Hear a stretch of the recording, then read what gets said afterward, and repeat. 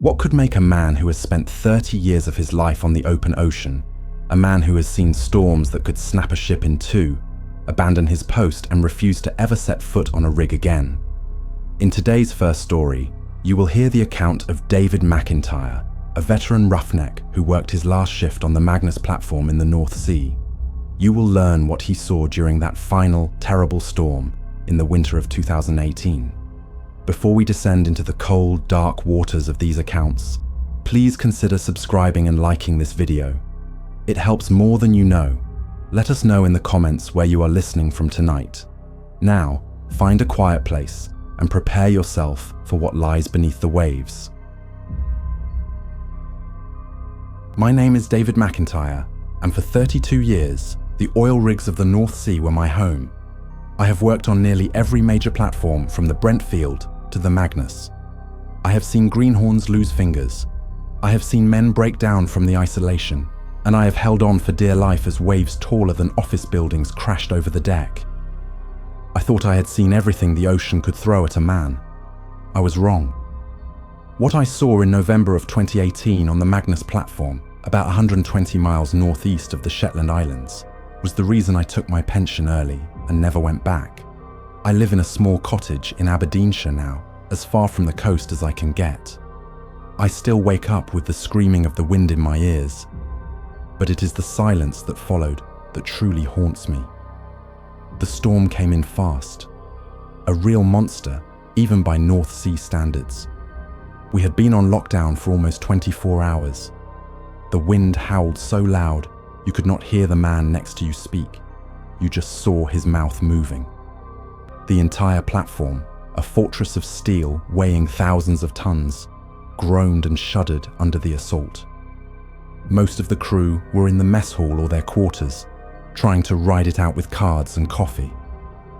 I was a senior technician, and part of my job during a shutdown was to make regular patrols, checking for structural stress, leaks, or any other damage the storm might be inflicting. It was a miserable job, but it paid well, and the solitude of the walkways was something I usually enjoyed. I was on the spider deck, a maze of pipes and catwalks deep within the platform's legs, about halfway through my third patrol of the shift. The roar of the sea and wind was slightly muffled down there, replaced by the constant, deep-throated groaning of the steel around me. The emergency lights cast long, dancing shadows that played tricks on your eyes. That is when I first saw them. I came around a large condenser unit and stopped dead. Standing near the railing at the very edge of the platform, where the spray was coming up in thick, freezing sheets, were two children. They were small, a boy and a girl, no older than 10 or 11. The boy was slightly taller. They were dressed in strange, old-fashioned clothes that were completely unsuitable for the weather. The girl wore a simple, dark dress, and the boy had on trousers held up with suspenders and a plain shirt. Neither of them had a coat. The wind that was strong enough to make me lean into it just to stay upright barely seemed to touch them. Their clothes did not flap or move, and their hair, dark and cut short, remained perfectly still. They were just standing there, holding hands, looking out at the raging black water.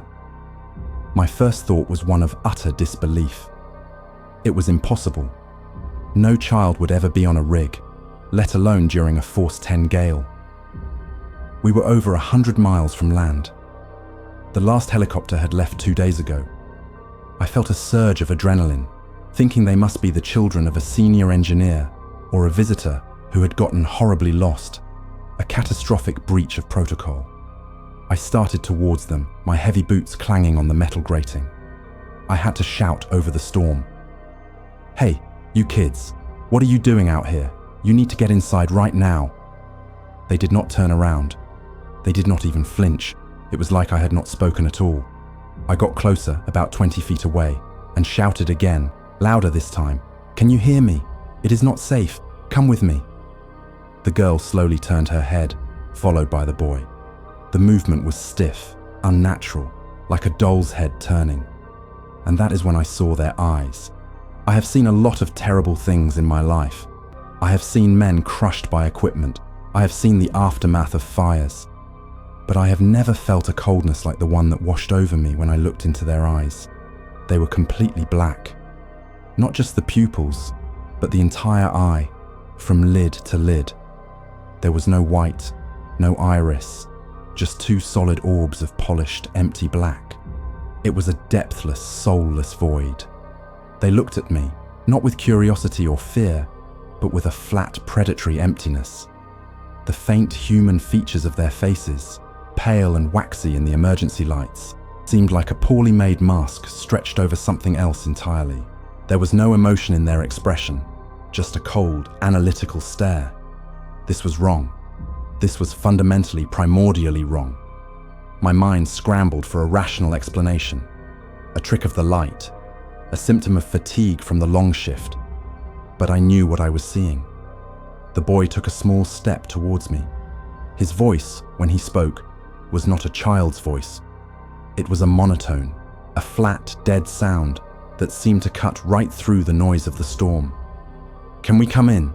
he asked. "It is cold out here."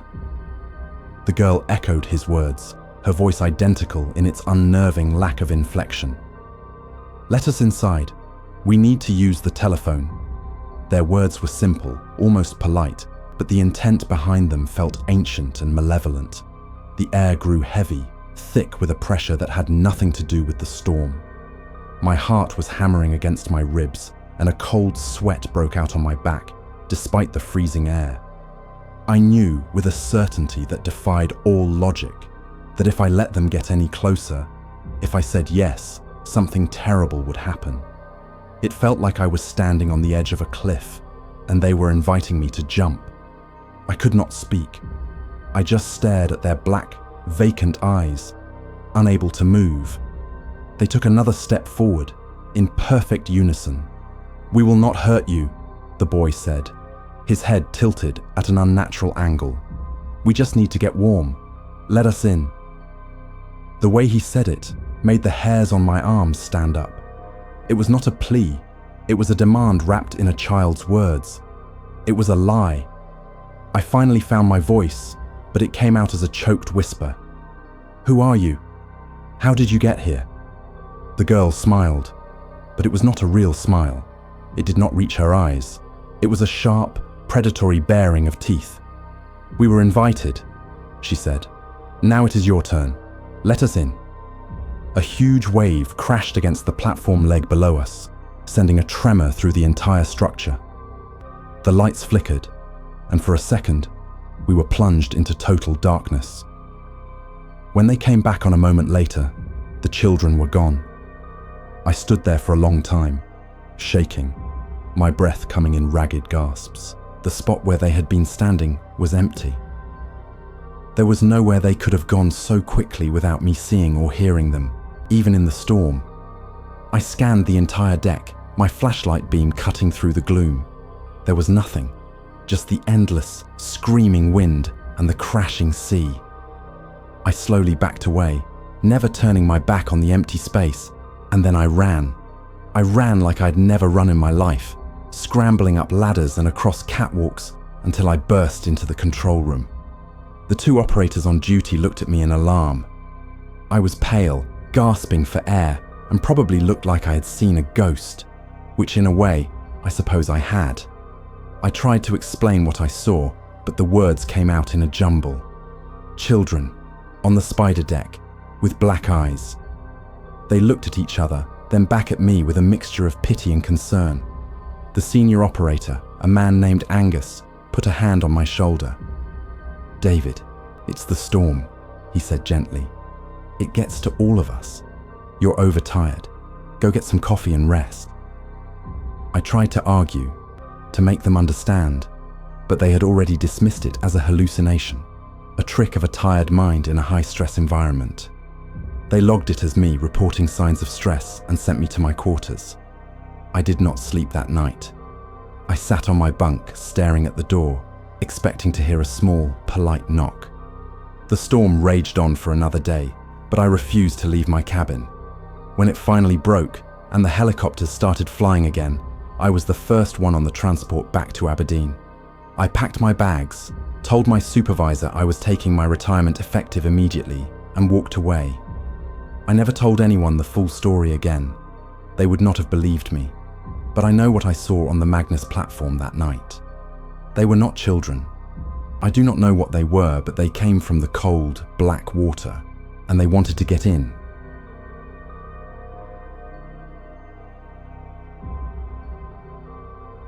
In 1988, I was a 28-year-old saturation diver. It was a dangerous job, but the pay was phenomenal, and I was good at it.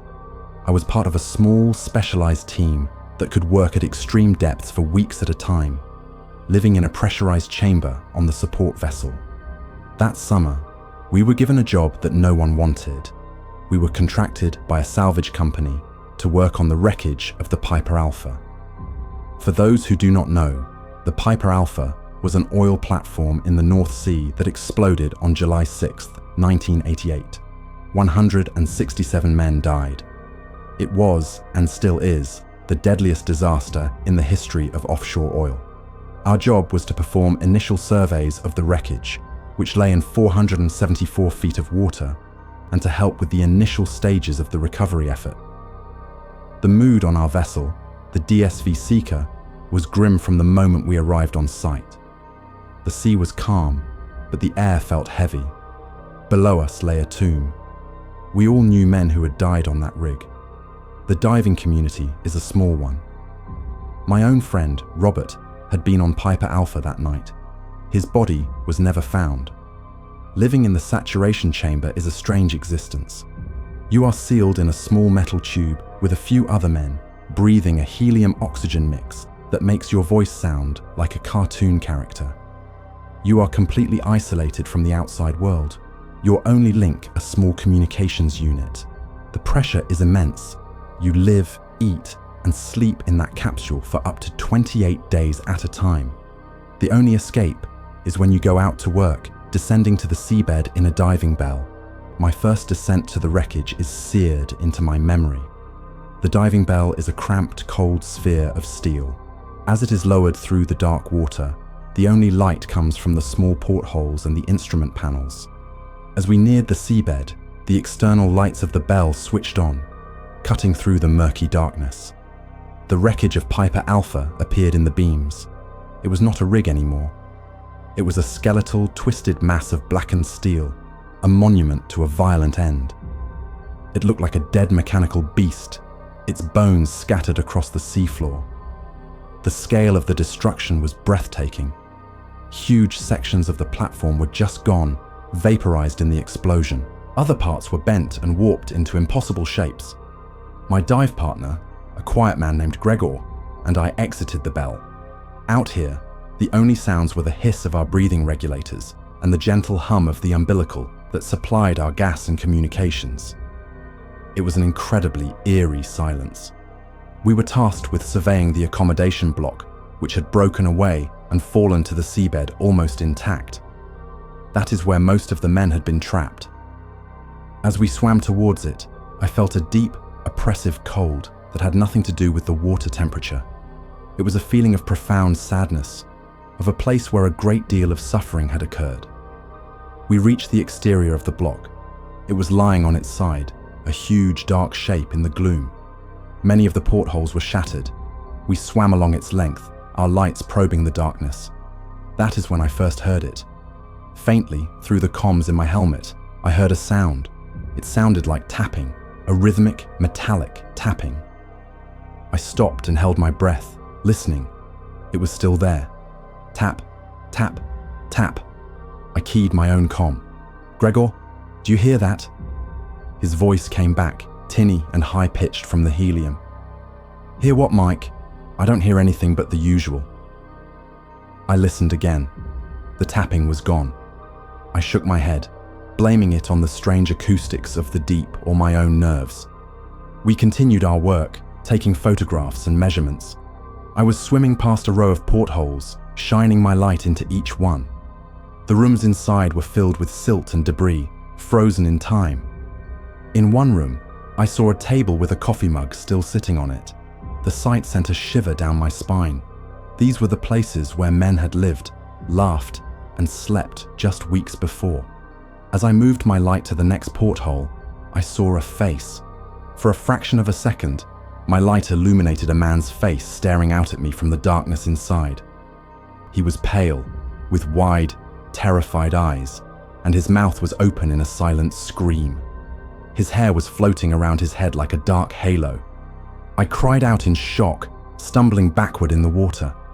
My heart was pounding in my chest. Gregor swam over to me, his voice urgent in my ear. "Mike, what is it? What did you see?"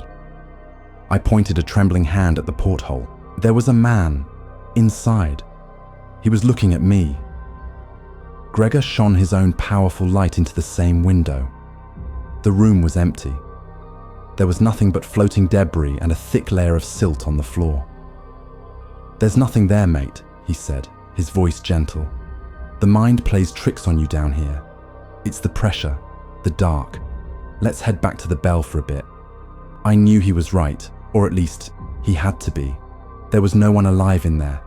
It was impossible. But the image of the face was burned into my mind. It was Robert. It was my friend, Robert. Back in the bell, I tried to calm my nerves. Gregor was a good partner. He did not make a big deal out of it, but I could tell he was worried about me.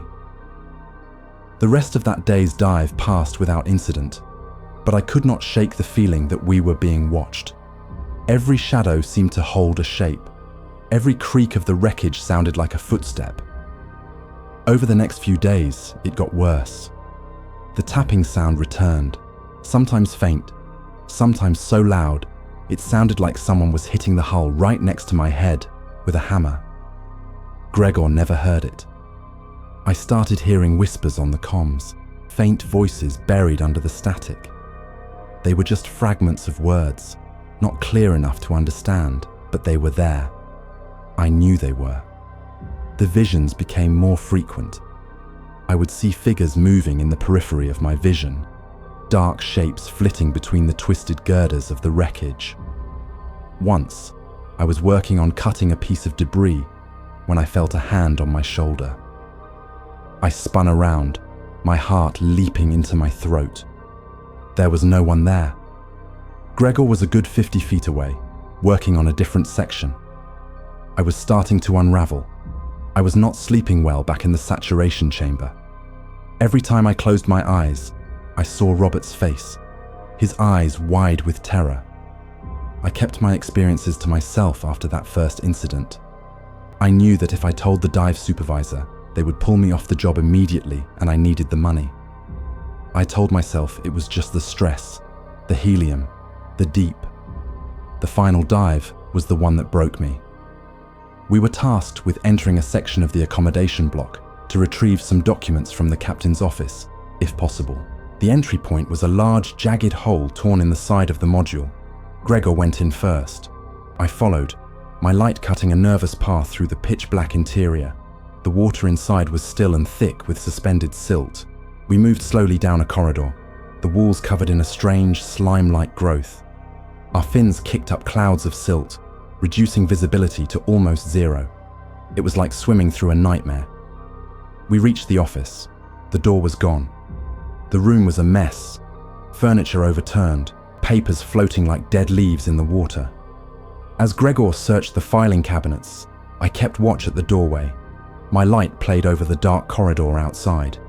And then I saw them. Not just one figure, but dozens. They were standing in the hallway, just at the edge of my light beam. Pale, translucent figures of men in boiler suits, their forms wavering in the water. They were all just standing there, watching us.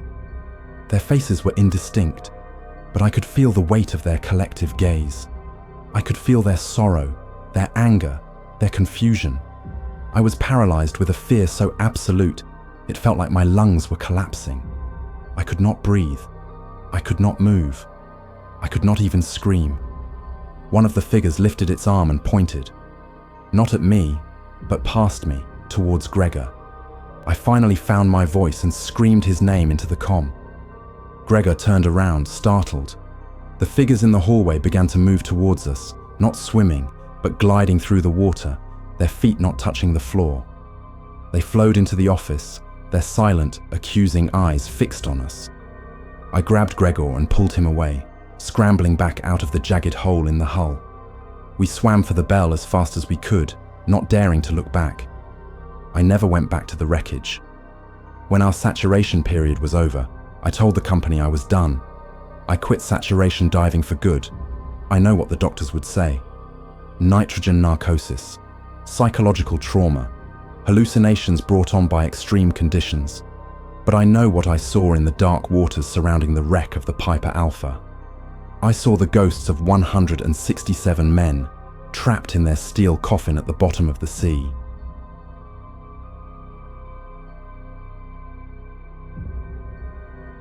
In March of 1983, I took a job that nobody wanted.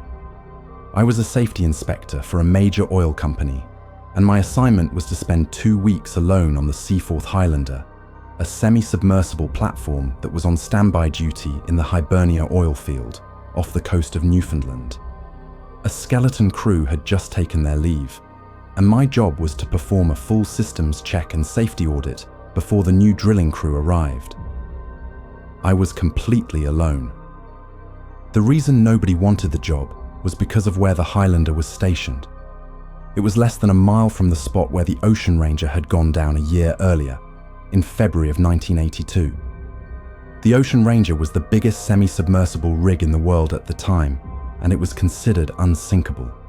But a monster storm, a rogue wave, and a catastrophic series of failures sent it to the bottom of the Atlantic. All 84 men on board died. One of those men was my best friend, Frank Miller. We had come up in the industry together, working as roughnecks in Alberta before moving to the offshore life. I was supposed to have been on the Ranger that hitch, but my daughter got sick, and Frank took my shift. We had a beer the night before he flew out. He joked about me owing him one. It was the last time I ever saw him. So there I was, a year later, living on a ghost rig, staring out at the patch of angry grey water that had taken my friend. The guilt was a heavy weight in my gut. The Highlander was a modern rig, but being on it alone was deeply unsettling. Every sound was amplified. The constant groan of the platform, the shriek of the wind through the derrick, the slap of the waves against the pontoons. At night, the place was a labyrinth of shadows and strange noises. I tried to stick to a routine, working through my checklist during the day and trying to relax in the evenings, but I could not relax. I felt a constant prickling sensation of being watched. The first few days were uneventful, if unnerving. I would catch movements at the edge of my vision, or think I heard a voice on the wind, but I chalked it up to solitude and an overactive imagination. The fourth night, things changed. I was in the control room, finishing up some paperwork. The rig was automated to a large degree, but the control panels were a sea of blinking green lights, a silent testament to the machinery resting deep below. I heard a noise from the hallway, a distinct, heavy footstep on the metal decking. I froze, listening. It came again.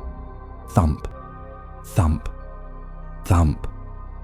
Someone was walking down the corridor towards the control room. My heart hammered in my chest. I was supposed to be the only person on board. I grabbed a heavy maglite from the console, my knuckles white. The footsteps stopped right outside the door.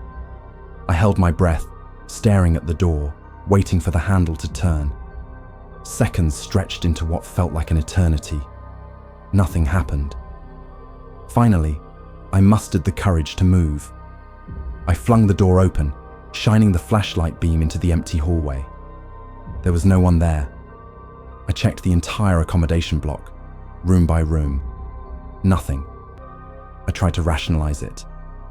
The rig settling. A piece of loose equipment banging in the wind. But I knew what I heard.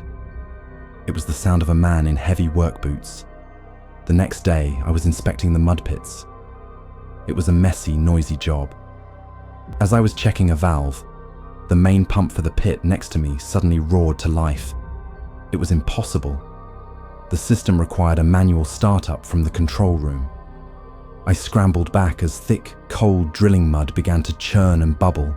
I sprinted back to the control room, my heart in my throat, expecting to find someone there.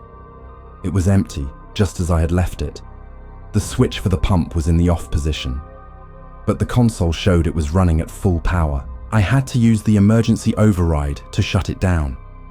The incident was logged by the system as a critical electrical malfunction. I knew it was not. Things started to escalate. Tools would go missing from my belt, only to reappear in a place I had just checked. Doors I had locked would be found wide open. One evening, I was making coffee in the galley.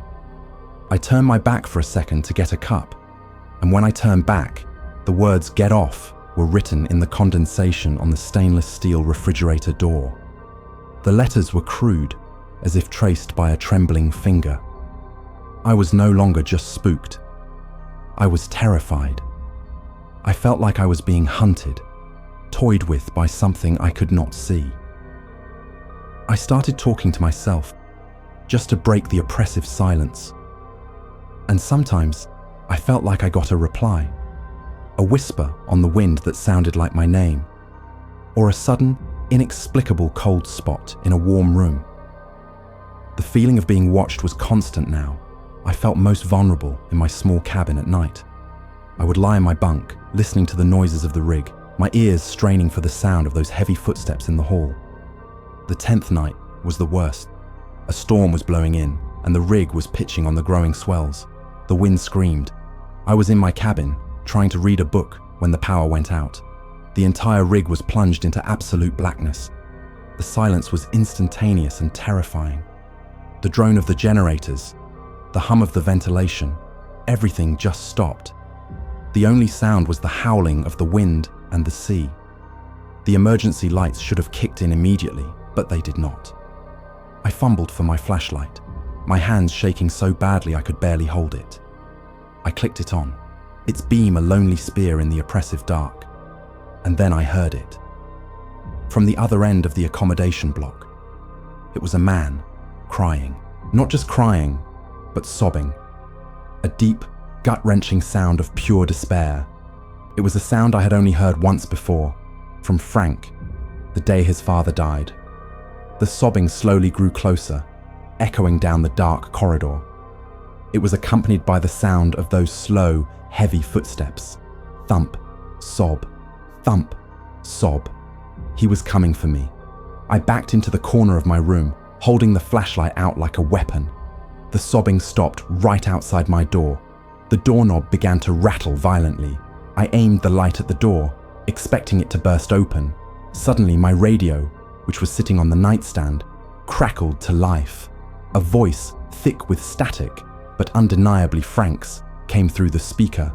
"You owe me, buddy," it rasped. "You owe me." The doorknob stopped rattling. The power came back on with a hum, and the lights flickered to life. The radio went silent. I sat in that corner, shaking, until the sun came up. I did not leave the room. As soon as it was light, I went straight to the communications room and called the shore base. I told them there was a critical failure in the emergency power system and that I was declaring the rig unsafe. It was a lie, but I did not care. I needed to get off. The rescue helicopter arrived a few hours later. As I was being winched up in the harness, I looked down at the Seaforth Highlander.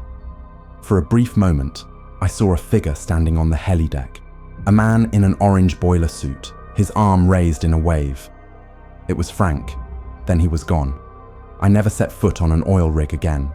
I left the industry and never looked back. I know what the official report said: stress-induced paranoia, auditory hallucinations. But I know who was on that rig with me. It was the ghost of my friend, Frank Miller, lost and alone in the cold Atlantic, and he was blaming me for it.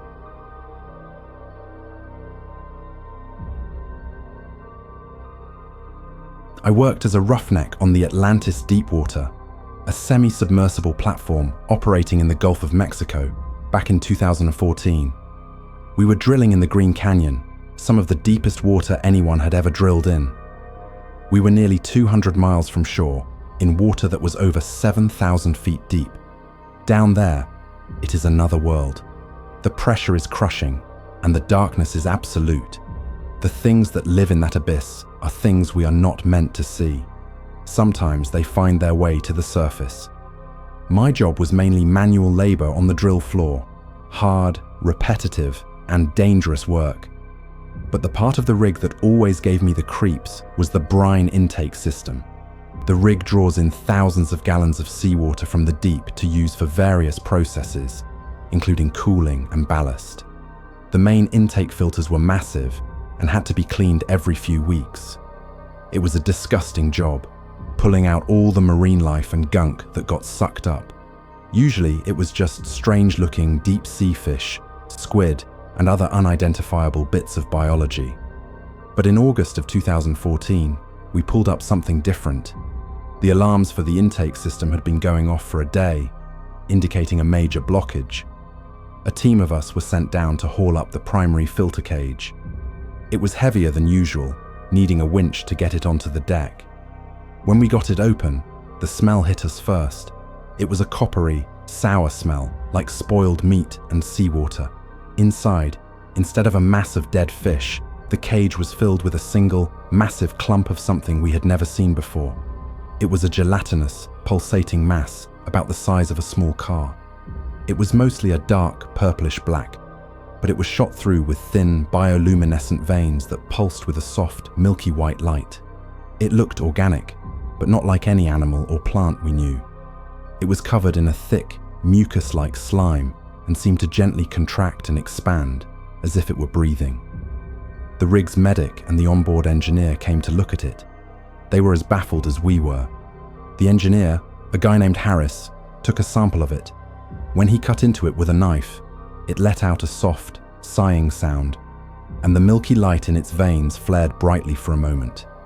The sample he pulled out was fibrous, almost like muscle tissue, but it dissolved into a puddle of oily liquid after a few minutes of exposure to the air. Harris was fascinated by it. He said it was an unknown biological specimen, maybe a colonial organism like a siphonophore, but unlike anything he had ever read about. Against safety protocols, he had the main mass moved to a containment tank in a small lab, wanting to study it further. That was his first mistake. Over the next few days, a strange atmosphere settled over the rig. It started with the men who had been on the filter cleaning crew. They became withdrawn and irritable. A guy on my shift, a big Oklahoman named Carl, started complaining of terrible headaches. He said he kept hearing a high-pitched ringing sound that no one else could hear. He became paranoid, accusing other crew members of whispering about him. His eyes were bloodshot, and he seemed to be constantly sweating, even in the air-conditioned quarters. Then, a couple of the other guys from the crew started showing the same symptoms: headaches, paranoia, and a strange aversion to bright light. I started feeling it too. It began with the dreams. I had vivid, disturbing nightmares about being deep underwater, in absolute darkness. I felt a crushing pressure all around me, and I had a sense of a vast, ancient consciousness in the dark with me, something that was aware of me and hated me. I would wake up in a cold sweat, my heart racing. During my shifts, my mind would wander. I would stare out at the endless blue of the ocean and feel a profound sense of despair, a feeling that everything was pointless. The feeling was so strong it was almost paralyzing. Meanwhile, Harris was spending all his time in the lab with the organism. He became obsessed. He would not let anyone else in. People said he was talking to it. One night, I had to go to the lab to get some calibration tools. The door was locked, but I could see through the small window. Harris was standing in front of the tank, his hands pressed against the glass. The mass inside was glowing brightly, its light pulsing in a steady, rhythmic pattern. Harris was swaying in time with the pulses, and he was muttering to himself, his face pale and slick with sweat. He looked like he was worshipping it. It was the most disturbing thing I had ever seen. The situation on the rig deteriorated quickly. Fights started breaking out over small things. Two men got into a violent brawl in the mess hall over a game of cards, and they had been friends for years. The rig medic was overwhelmed. He thought it was some kind of virus, but no one had a fever. It was purely psychological, or so we thought. The breaking point came about a week after we brought the thing on board. Carl, the big Oklahoman, had a complete breakdown. During his shift on the drill floor, he suddenly stopped working, dropped his tools, and started screaming. It was not a human sound. It was a high-pitched, agonized shriek. He clawed at his own face, tearing his skin, shouting about the singing in the brine and how it wants us to come home. Before anyone could stop him, he climbed onto the safety railing, and with one last look back at the rest of us, a look of pure terror, he threw himself into the ocean. We never found his body. After that, the rig captain had to act. He ordered Harris to dispose of the organism immediately. Harris refused. He barricaded himself in the lab. The captain had security cut the door open. When they got inside, they found Harris dead on the floor. He had opened the main valve on the tank, and the lab was flooded with the oily, slimy fluid from the dissolved creature. Harris himself had a small purplish growth on his temple, with thin, milky veins spreading out from it across his skin. The medic said it looked like some kind of aggressive, parasitic fungus. The organism was gone, flushed back into the sea. An emergency evacuation was called. We were all taken back to shore and put through extensive medical and psychological evaluations. The official report called it a case of mass hysteria, brought on by a mysterious toxin released by an unknown marine organism. They told us the headaches, the paranoia, the hallucinations were all temporary side effects of this toxin. But I do not believe it. I believe that thing we pulled from the deep was more than just an animal. It was intelligent. It communicated not with sound, but by getting inside our heads. It fed on our fears and anxieties, turning us against each other. It drove Carl to suicide, and it consumed Harris. We had brought a piece of the abyss to the surface, and it had shown us a glimpse of the madness that lies in the crushing dark. I never went back to deep water drilling. I work on land now, but sometimes, when it is quiet, I can still hear a faint, high-pitched ringing in my ears, the singing of the brine.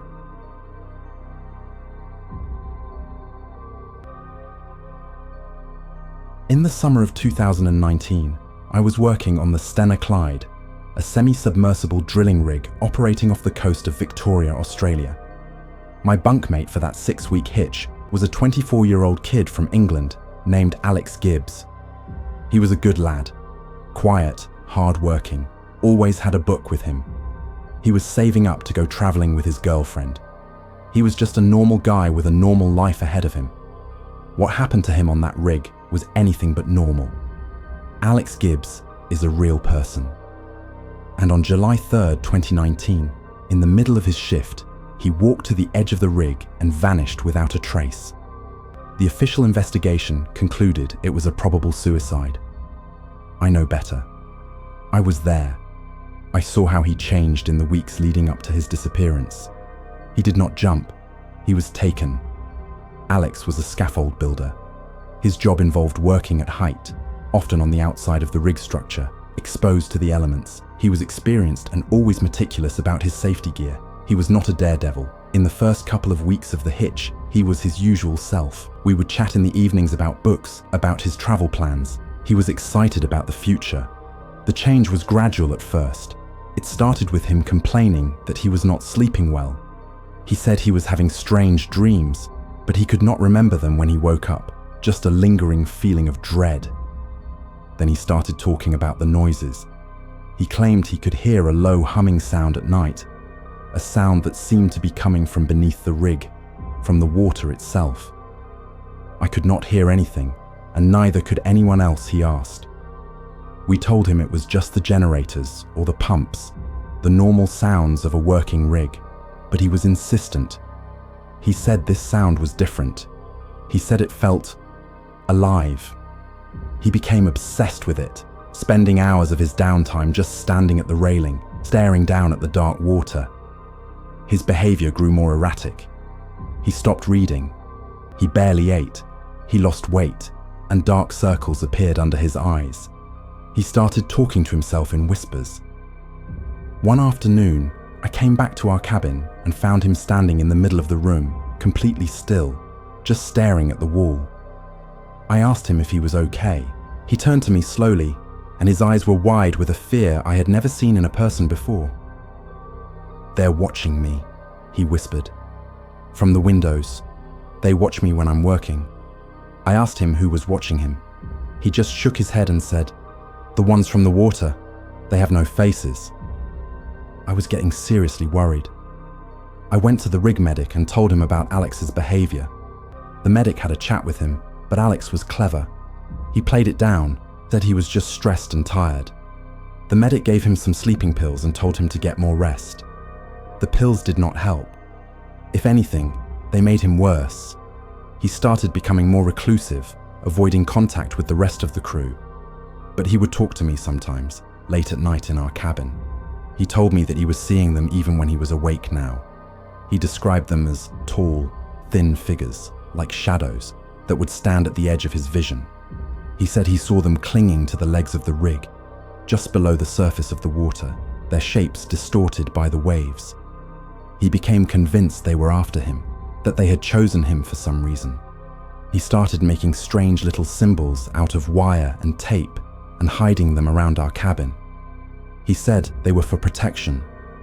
The week before he disappeared, his fear turned into a strange kind of resignation. He was calm, but it was an unnatural calm. The fear in his eyes was replaced with a hollow, empty look. He told me, in a flat, emotionless voice, that they had spoken to him. He said they had promised him a quiet place. He said they told him that the world of noise and light was a prison, and they could take him to a place of perfect silence and darkness. He said it was time for him to go home. I begged him to go to the medic again, to talk to the rig supervisor. I told him he was having a breakdown. He just smiled a sad little smile and said, "You don't understand. It's a gift." The night of July 2nd, the night before he vanished, he gave me his favorite book, a worn copy of a fantasy novel. He told me he would not be needing it anymore. He seemed completely at peace. It was terrifying. I stayed up all night watching him. I was afraid to sleep, afraid of what he might do. But he just lay in his bunk, staring at the ceiling. The next day, he went to his shift as normal.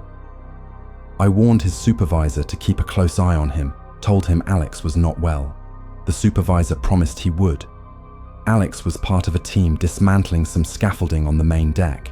It was a routine job. At around 7 p.m., the rest of his team took a short break. Alex said he was just going to finish tightening one last bolt. The other workers were gone for no more than 5 minutes. When they came back, Alex was gone. His hard hat and tools were sitting neatly on the deck.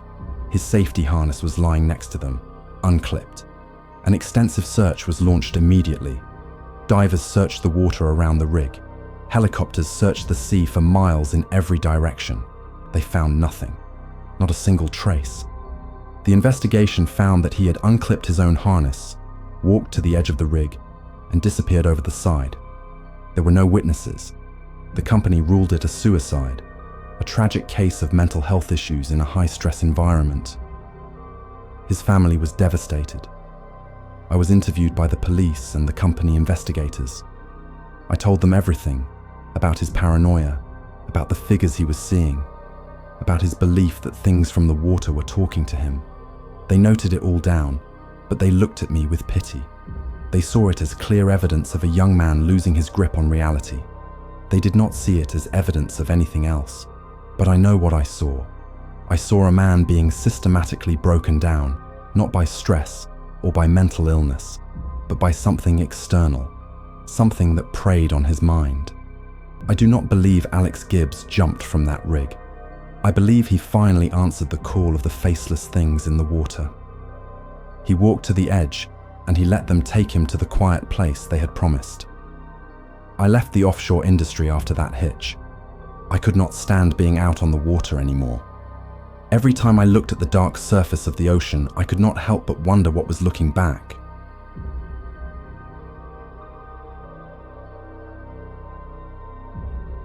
My name is Ian. In 1995, I was part of the skeleton crew tasked with the initial decommissioning of the Brent Spar. For those who don't remember, the Spar was not a rig, but a massive floating oil storage buoy in the North Sea, operated by Shell. It was a giant of a thing, a lonely steel island, and by the mid-90s, it was at the end of its life.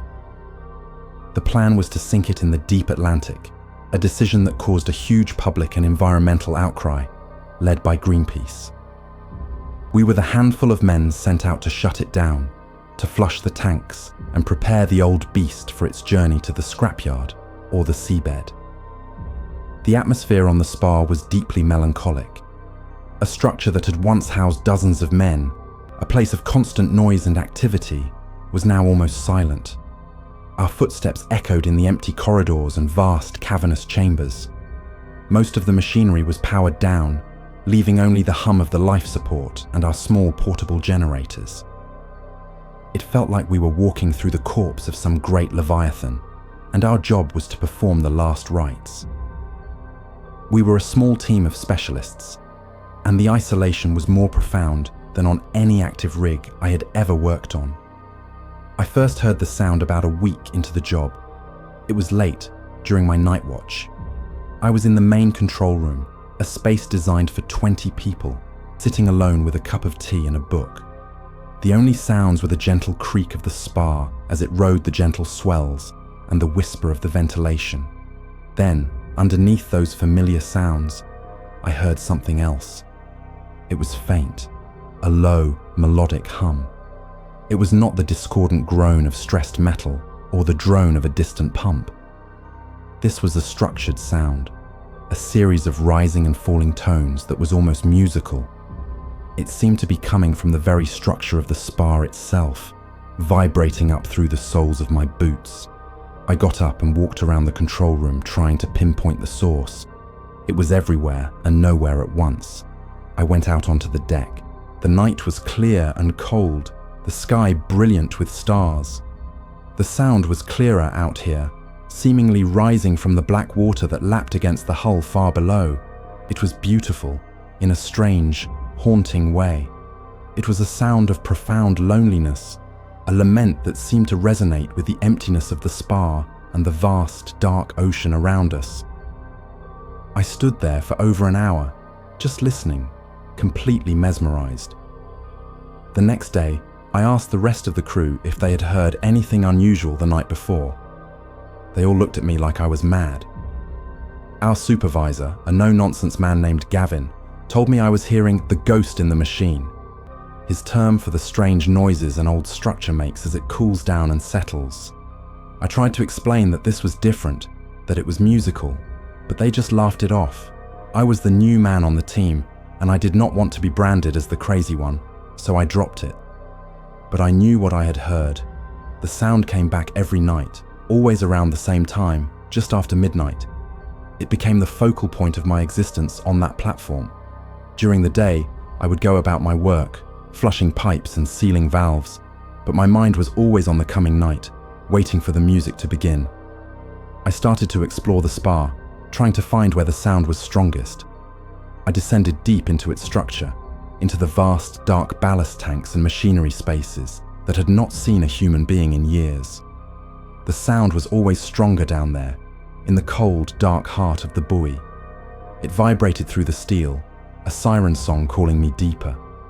My obsession began to affect me. I stopped sleeping. I lost my appetite. The other crew members started to give me a wide berth. They would see me standing at the railing for hours, just staring down at the water, or find me in some forgotten part of the lower decks, with a strange, distant look in my eyes. Gavin pulled me aside one afternoon and told me I was looking unwell, that the isolation might be getting to me. He suggested I take a sedative and get a full night's sleep. I pretended to agree, but I could not bear the thought of missing the nightly concert. The sound was changing. It was no longer just a simple melody. It was becoming more complex, almost like a voice, though it sang in a language I did not understand. It conveyed an overwhelming sense of longing and a promise of release from the mundane world. It spoke of a world of silence and peace, deep beneath the waves. The urge to find its source became an all-consuming need. I studied the spa's schematics, trying to find the point closest to the sea at the very bottom of the structure. I found it, a small, sealed access chamber at the base of the central column, right next to the main ballast intakes. It had not been opened since the spa was first launched, decades ago. One night, the calling was stronger than ever. The melody was clear and powerful, pulling at me with an almost physical force. I could not resist it any longer. I stole a set of cutting tools from the workshop and made my way down into the depths of the spa, into the dark, damp machinery spaces that hummed with the strange music. It took me hours to cut through the heavy steel hatch of the sealed chamber. The air that rushed out when I finally broke the seal was stale and smelled of the deep ocean. Inside, it was pitch black. My headlamp beam cut through the darkness, revealing a small circular room with a single heavy glass porthole in the floor, about 3 feet wide. It was designed for inspecting the underside of the hull. The sound was deafening in here, a beautiful, soul-crushing symphony that filled my entire being. I knelt down and wiped away decades of grime from the thick glass. I aimed my light down into the black water. At first, I saw nothing but the slow drift of marine snow. Then, a light appeared in the depths, a soft, phosphorescent glow. It rose slowly towards me. It was not a machine, it was a creature. Its body was long and serpentine, and it glowed with a soft internal light. But the source of the light, and the source of the song, was its head. It was shaped vaguely like a human's, but it was pale, translucent, and had no features except for a wide, dark mouth that pulsed with light as it sang. And its eyes, 2 huge black orbs, were fixed on me. It was the most terrifying and beautiful thing I had ever seen. The song washed over me, no longer just a sound but a feeling, a direct communication into my mind. It showed me images of the crushing, silent peace of the abyss. It promised an end to all struggle, all pain, all loneliness. It promised me a home in the dark. All I had to do was open the way. My mind screamed at me to run, but my body would not obey. My hands, moving as if they belonged to someone else, reached for the emergency release valve for the porthole, a large wheel designed to jettison the glass in a catastrophic emergency. The sound of the alarm klaxon screaming through the spa is what saved me. One of the other crew members, doing a late-night patrol, must have found the open hatch and the missing tools. I heard his shouts echoing down the corridor. The shock of the alarm broke the creature's hold on me. I scrambled backward, away from the porthole, my mind reeling. The creature in the water opened its mouth in a silent, frustrated scream, and the beautiful music turned into a discordant, hateful shriek. It then turned and dove back into the abyss, its light fading into nothing. Gavin and another crewman found me there, shaking and incoherent, babbling about the singing and the thing in the water. They dragged me out of there and sedated me. I was airlifted back to the mainland the next morning, diagnosed with acute psychosis brought on by stress and isolation. I never went back. The Brent Spa was eventually towed to a fjord in Norway to be dismantled, not sunk in the deep. I sometimes wonder if they ever found that sealed chamber, or if the creature with the siren song is still waiting in the dark, calling for someone else to let it in.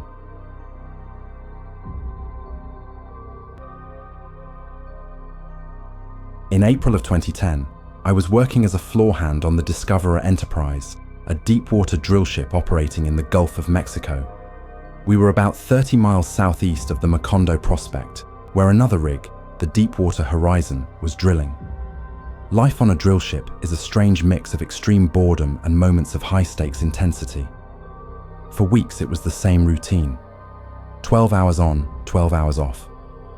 The clatter of the machinery, the smell of diesel and salt, the endless expanse of blue water. We knew the guys on the Deepwater Horizon. We did not know them well, but we were part of the same fraternity of offshore workers. We would talk to them on the radio sometimes, trade jokes and complaints. They were just like us. The night of April 20th started like any other. I was on the night shift, from 6 p.m. to 6 a.m. The work was greasy and repetitive. Around 9:45 p.m., we were on a short break, grabbing coffee in the doghouse on the drill floor. That is when we felt it. A deep, low-frequency tremor that ran through the entire ship, strong enough to slosh the coffee in my cup. We all looked at each other. We were used to vibrations, but this was different. It was a violent, deep-seated shudder, like the whole ocean had flinched. Before anyone could say anything, a brilliant, silent flash lit up the horizon to the northwest. It was so bright, it was like a second sunrise. We all ran to the railing, and then we saw it. A massive fireball had erupted where the deep water horizon should have been. It rose hundreds of feet into the night sky, a terrifying, beautiful pillar of orange and red. It was completely silent for several seconds, and then the sound hit us. It was not a sharp crack of an explosion, but a deep, guttural roar that rolled across the water and hit us in the chest. It was the sound of a giant beast dying. The entire sky was on fire. The rig's alarms started blaring. The radio exploded with frantic, terrified voices. We were too far away to help directly, but we were one of the closest assets. Our captain immediately got on the horn with the Coast Guard and the other vessels in the area. We were put on standby, ready to assist with search and rescue if needed. But there was nothing we could do but watch. The fire on the horizon was not just a fire. It was a volcanic eruption of gas and oil and steel. We could see the silhouette of the rig engulfed in flames, a black skeleton against the inferno. We watched, helpless, as it burned. We knew that over 100 men were on that rig. Men we had shared the airwaves with just hours before. That first night was the purest form of horror I have ever experienced. It was not a ghost story or a monster tale. It was real, and it was happening right in front of my eyes. The fire was so bright that night became a permanent, hellish twilight. The sky pulsed with an angry red glow. The flames were reflected on the surface of the water, making it look like the sea itself was burning. We all stood on the deck, a crowd of silent men in hard hats, unable to look away from the unfolding disaster. We could hear snippets of radio traffic, calls for medevac, reports of men in the water. We felt so completely and utterly useless. The deep-water horizon burned for 2 days. 2 days where the sun seemed pointless because the night was just as bright as the day, only it was the wrong color. The sky was not blue. It was a sickening, bruised orange. Smoke, thick and black, poured into the atmosphere, a funeral pyre for the 11 men who would never be found. The smell reached us on the second day, carried by the wind. It was the acrid smell of burning oil, chemicals, and something else, something metallic and organic that my mind refused to identify. The air tasted of poison. The psychological toll of those 2 days was immense. Sleep was impossible. Every time I closed my eyes, I saw the fireball. The constant, unnatural light was disorienting. The world felt wrong, bent out of shape. We barely spoke to each other. What was there to say? We just did our jobs on autopilot, our eyes constantly drifting to the northwest, to the pillar of fire that dominated the horizon. It was like living on the doorstep of hell. We saw the rescue boats, tiny specks against the massive blaze. We saw the Coast Guard cutters and the firefighting vessels pouring streams of water onto the fire, a futile gesture against such a cataclysm. On the morning of April 22nd, the horror changed. The fire went out. But it was not a relief. The rig, a blackened and broken wreck, finally lost its struggle and slipped beneath the waves. It was gone. One moment, the burning silhouette was there, and the next, it was just smoke and steam on the surface of the water. The red glow in the sky vanished, and for the first time in 2 days, we experienced a true night.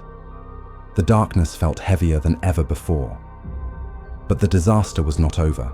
It had just entered a new, more insidious phase. The oil had started to spread. From our vantage point, we could see the first signs of the black slick, a rainbow-sheen stain on the surface of the water that grew larger with every passing hour. We were watching the lifeblood of the Gulf of Mexico being poisoned in real time. That slick was the ghost of the Deepwater Horizon. It was the legacy of the fire. The horror was no longer a loud, violent spectacle.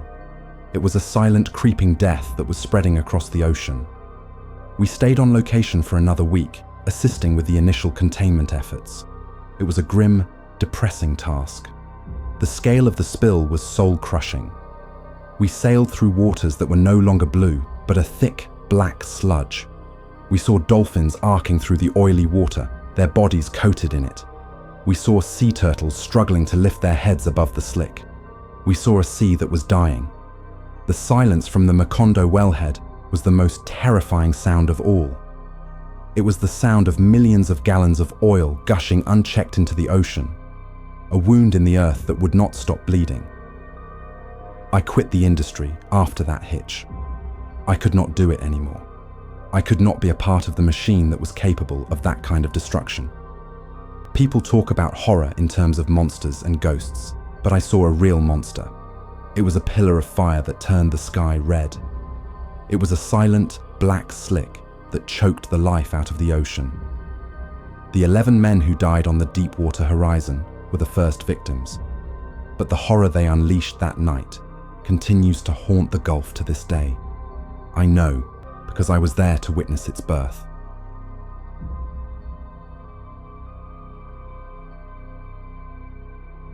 My name is Dmitry Volkov. I am from Murmansk, and I have worked in the offshore oil fields of the Barents Sea for my entire adult life.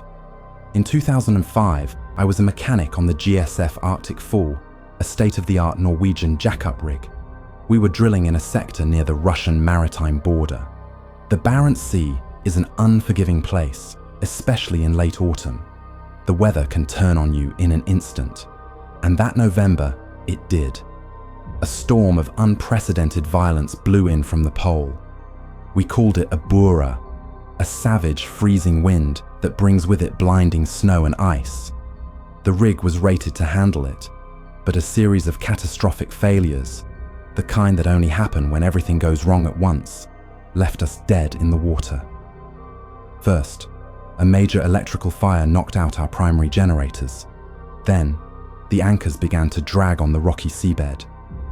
We were adrift in a hurricane-force blizzard, being pushed inexorably towards a string of rocky shoals. The captain gave the order to abandon the rig. The evacuation was chaos. In the screaming wind and freezing spray, we scrambled for the lifeboats. But our main lifeboat launch system was iced over and malfunctioning. We were trapped. Our only hope was a faint radar signal that had been showing up on the screen for the past few hours.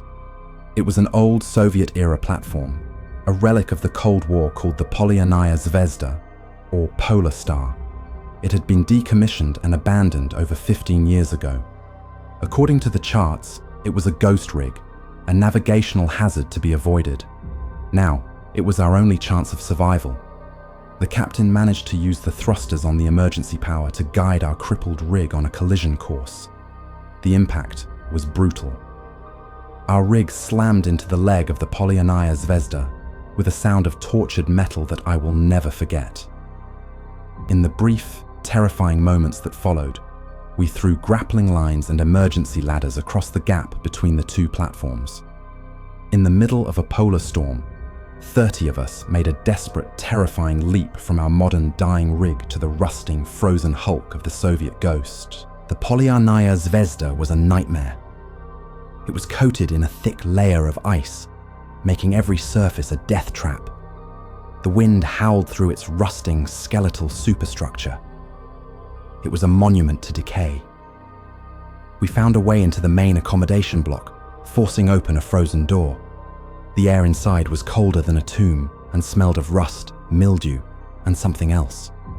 A faint, sickly sweet odor, like old meat. The power was long dead, of course. Our headlamps cut weak beams through the oppressive darkness. The place was frozen in time. In the mess hall, we found plates with the fossilized remains of food still on them. An open newspaper, its Cyrillic headlines dated 1989, sat on a table. It was like the crew had vanished in the middle of a meal. We had to find the communications room. It was our only hope of calling for rescue. The captain, our 2 medics, and a small team including myself, began a systematic search of the platform. The deeper we went, the more unsettling things became. The rig was not empty. We started finding strange, disturbing things. In one of the corridors, we found a series of deep, frantic scratch marks on a steel bulkhead, as if a wild animal had been trying to claw its way through. In the medical bay, we found surgical tools laid out neatly on a tray, covered in a film of dried black fluid. The logs were all missing from the doctor's office. I could read Russian, so I was tasked with looking for any documents or logs that might tell us what happened here. In the rig supervisor's office, I found a personal journal, frozen solid. We managed to thaw it carefully over a small emergency heater. Its pages told a terrifying story. The last entries, from the winter of 1989, spoke of a strange illness sweeping through the crew. It started with insomnia and paranoia. Then came the hallucinations. The men became violent, turning on each other. The supervisor wrote about something they had found in the ice, something they had brought up with a core sample from deep beneath the seabed. He did not describe it. He only referred to it as the specimen. He wrote that it was singing to them in their sleep. The final entry was a panicked, barely legible scrawl. It is in the vents. It wears our faces. God save us. A cold dread settled over our group. We were no longer just survivors of a shipwreck. We were intruders in a place where something terrible had happened. The sickly sweet smell was stronger in the lower levels, near the ventilation shafts. The captain ordered us to stick together and to weld shut any vent openings we found in the areas we were using as a base. That night, huddled together for warmth in the frozen mess hall, we began to hear noises. A faint, wet, scraping sound coming from the ventilation shafts above our heads. It sounded like something heavy and soft being dragged through the metal ducts. Then we started seeing things. A fleeting movement at the end of a dark corridor. A face looking in through a grime-covered window, gone when you turned your light on it. One of the roughnecks, a young man named Lars, swore he saw one of the original Soviet crew members, a pale man in a tattered uniform, standing in a doorway, watching him. We told him it was just exhaustion and fear playing tricks on his mind, but we were all terrified. The scraping in the vents got louder. The second day, one of our crew, a welder named Magnus, went missing. He had been part of a team sent to secure a loose piece of decking. The other two men with him said he was there one moment and gone the next. They searched for hours, but found nothing but his welding torch lying on the deck. That night, the thing came for us. The scraping in the vents stopped.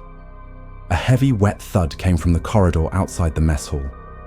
One of the men, against the captain's orders, went to the door and looked through the porthole window. He screamed and stumbled back, his face white with terror. He babbled that Magnus was out there, but it was not him. He said his eyes were wrong and his body was twisted, bent at impossible angles. The thing began to slam against the heavy steel door. It was not the sound of a human fist.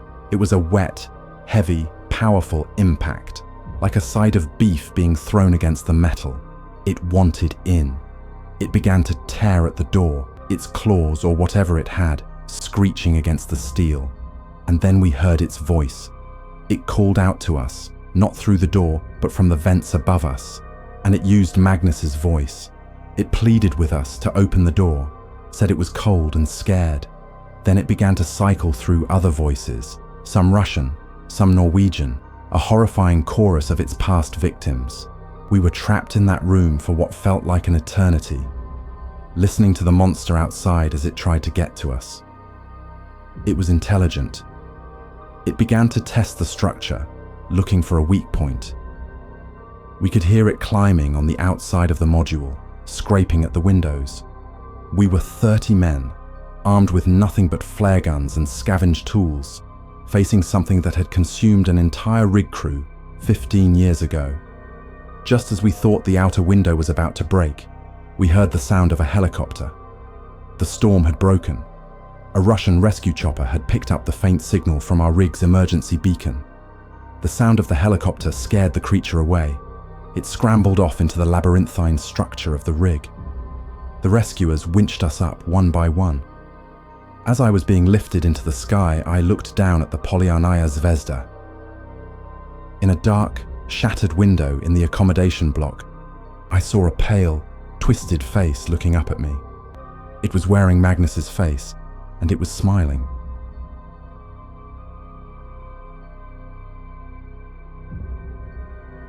I'm from a little outport on the coast of Newfoundland, and the sea is in my blood.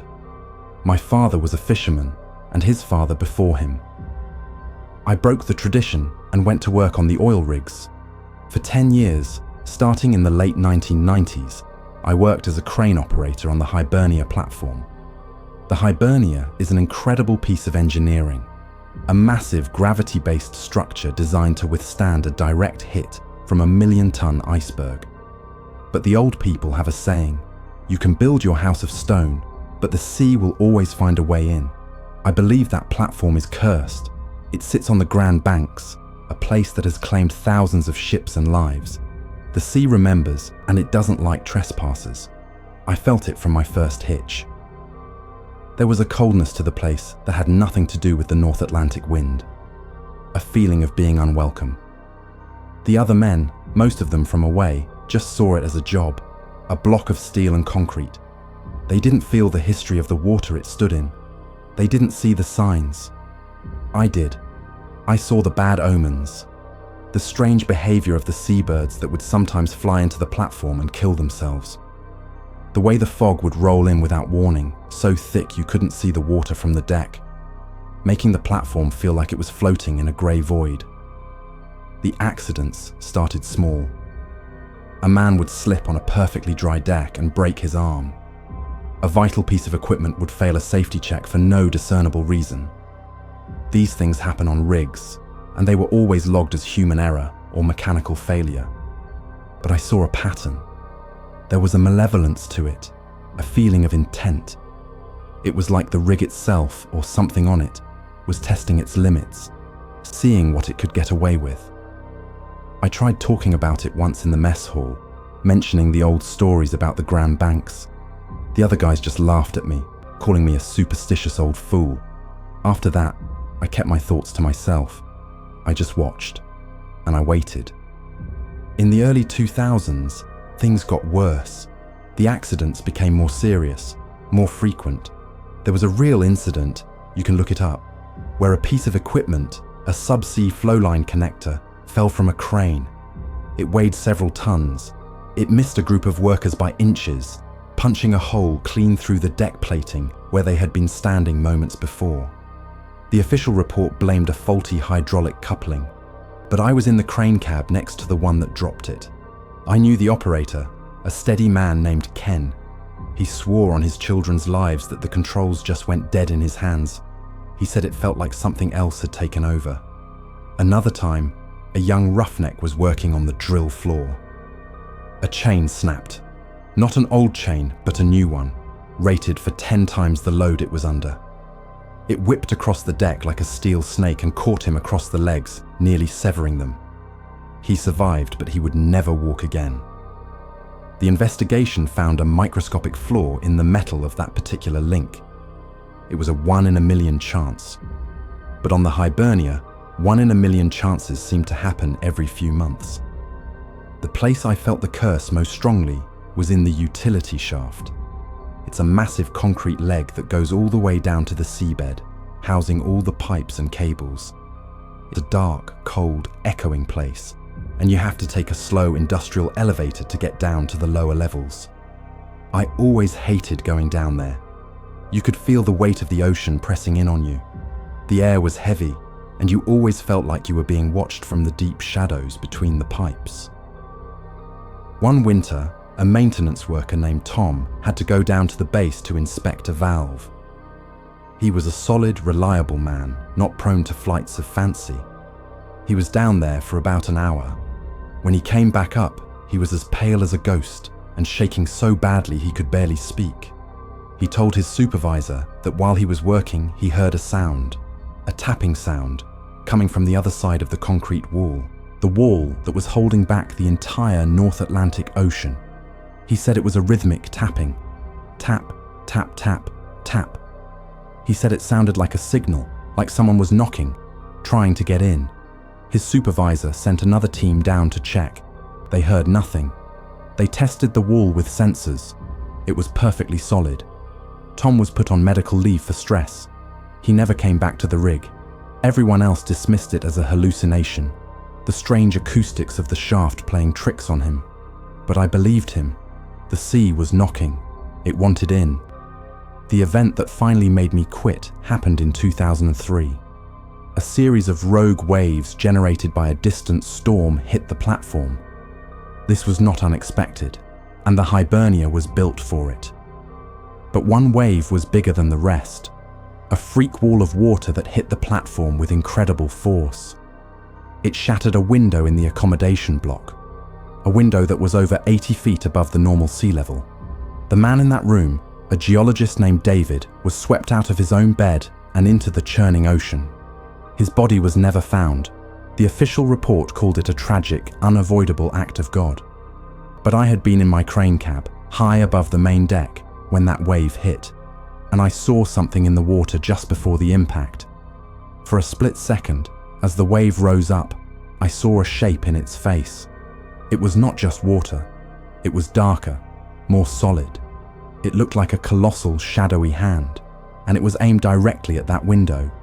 It was not a random wave. It was an attack. The sea had reached up and taken someone. I finished my hitch and never went back. I couldn't shake the feeling that the platform's luck was running out, that the sea's patience was wearing thin. The Hibernia is still out there, producing millions of barrels of oil.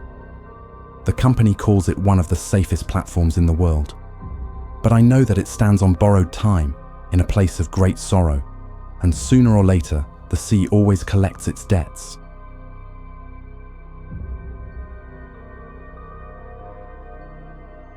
My name is Frank, and in 2012, I was 20 years old and working my first job as a roustabout on a rig in the North Atlantic, in a notoriously stormy patch of sea we called the Witch's Cauldron.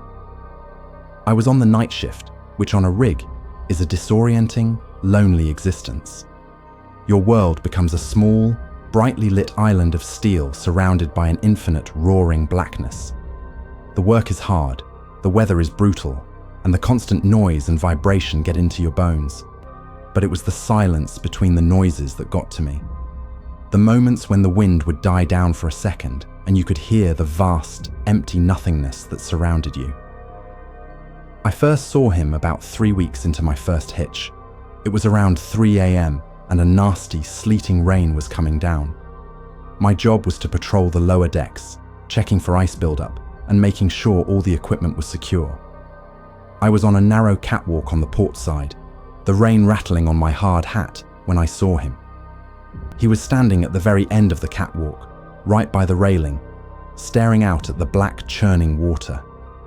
He was wearing a heavy, old-fashioned yellow slicker and rain hat, the kind you see in old fishing pictures. He was completely still, his back to me.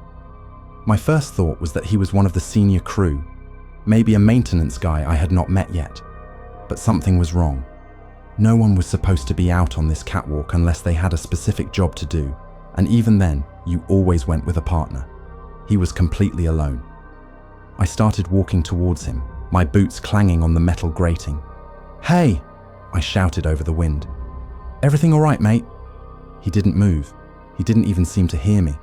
I got closer, about 30 feet away. The rain was running down his yellow slicker in sheets. I shouted again, louder this time. "Hey! You shouldn't be out here alone. It's against regulations." He slowly turned his head. The movement was stiff, and the shadow from his rain hat covered his face completely. I could not see any features, just a black void where his face should have been. A sudden, irrational fear washed over me. The hairs on the back of my neck stood up. This was wrong. My radio crackled on my chest. It was my supervisor, doing a routine check-in. "Frank, everything okay on your patrol?" I took my eyes off the figure for a single second to key the mic. "Yeah, all good. I said, my voice a little shaky. "Just found someone out on the port catwalk." When I looked back, he was gone. I ran to the end of the catwalk. There was nowhere he could have gone. On one side was a solid steel bulkhead, on the other, the railing and a 200-foot drop to the lethal ocean. He had just vanished into the sleet and the dark. I scanned the water below with my flashlight. Nothing. Just the endless, angry waves.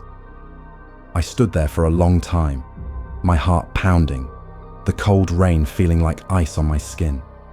I tried to convince myself that I had imagined it, that the long hours and the bad weather were making me see things. I did not report it. I was the new guy, the greenhorn. I did not want them to think I was crazy or unable to handle the pressure. But a few nights later, I saw him again. This time he was on a different part of the rig, on the helideck, standing right at the edge of the safety netting. Same yellow slicker, same unnerving stillness. I was seeing him from a deck below. I just froze and watched him. He stood there for about 10 minutes, a lonely, dark figure against the stormy sky. And then he just faded, like a plume of smoke dissipating in the wind. After that, the sightings became more frequent. I would see him in the corner of my eye, a flash of yellow in a dark corridor. I would catch a glimpse of him standing among the pipes and machinery, always in the distance, always watching. No one else ever saw him. I started to become obsessed. I checked the crew manifest. No one matched the description. I checked the records for a man overboard incident. There had been one about 5 years earlier. A deckhand had been washed over the side during a storm. They never found his body. He had been wearing a yellow slicker. The lack of sleep and the constant sense of being watched started to wear me down. I became jumpy and paranoid. The other guys on my shift noticed the change in me. They told me I looked like hell. I tried to drop a hint to one of the older guys, a man who had been on that rig for a decade. I asked him if he had ever seen anything strange on the night shift. He just gave me a hard look and said, "On a rig, you see what you're supposed to see. You keep your head down, you do your work, and you don't go looking for trouble. Some things are best left alone." The final time I saw him was the last night of my hitch. A truly monstrous storm had blown in, and the rig was on lockdown. I was part of a team tasked with adding extra lashings to some loose containers on the main deck. The wind was so strong, we had to move in pairs, clipped onto safety lines. The waves were crashing over the deck, a terrifying explosion of white water and freezing spray. My partner and I were struggling with a heavy chain when I saw him. He was standing not 30 feet away, right in the path of the waves, completely unconcerned. This time, he was not looking away. He was looking directly at me. He lifted his arm and beckoned to me, a slow, deliberate curl of his fingers. For the first time, the wind seemed to lift the brim of his hat, and I saw his face. It was pale and bloated, with seaweed tangled in his hair. His eyes were milky white and empty, but the most horrifying thing was that his face was my own. It was my face, but drowned, dead. He smiled at me, a grotesque, waterlogged grin. He wanted me to join him. A massive wave crashed over the deck, and I was torn from my feet, my safety line the only thing stopping me from being washed overboard. I was underwater, tumbling in the chaos, my lungs burning. When the water receded and I finally got my footing, he was gone. My partner was yelling at me, asking if I was okay. I just pointed a shaking finger at the empty spot where the figure had stood. He had not seen a thing. That was my first and last hitch. As soon as we got back to shore, I packed my bags and I quit. I never told the company why. They would not have believed me. I do not know what I saw out there. Was it the ghost of the man who went overboard? Was it a hallucination? Or was it some kind of warning, a vision of the fate that awaited me if I stayed? I do not know, and I do not want to find out. But sometimes, when it rains hard at night, I think I see a flash of yellow at the edge of my vision, and I feel the cold of the North Atlantic all over again.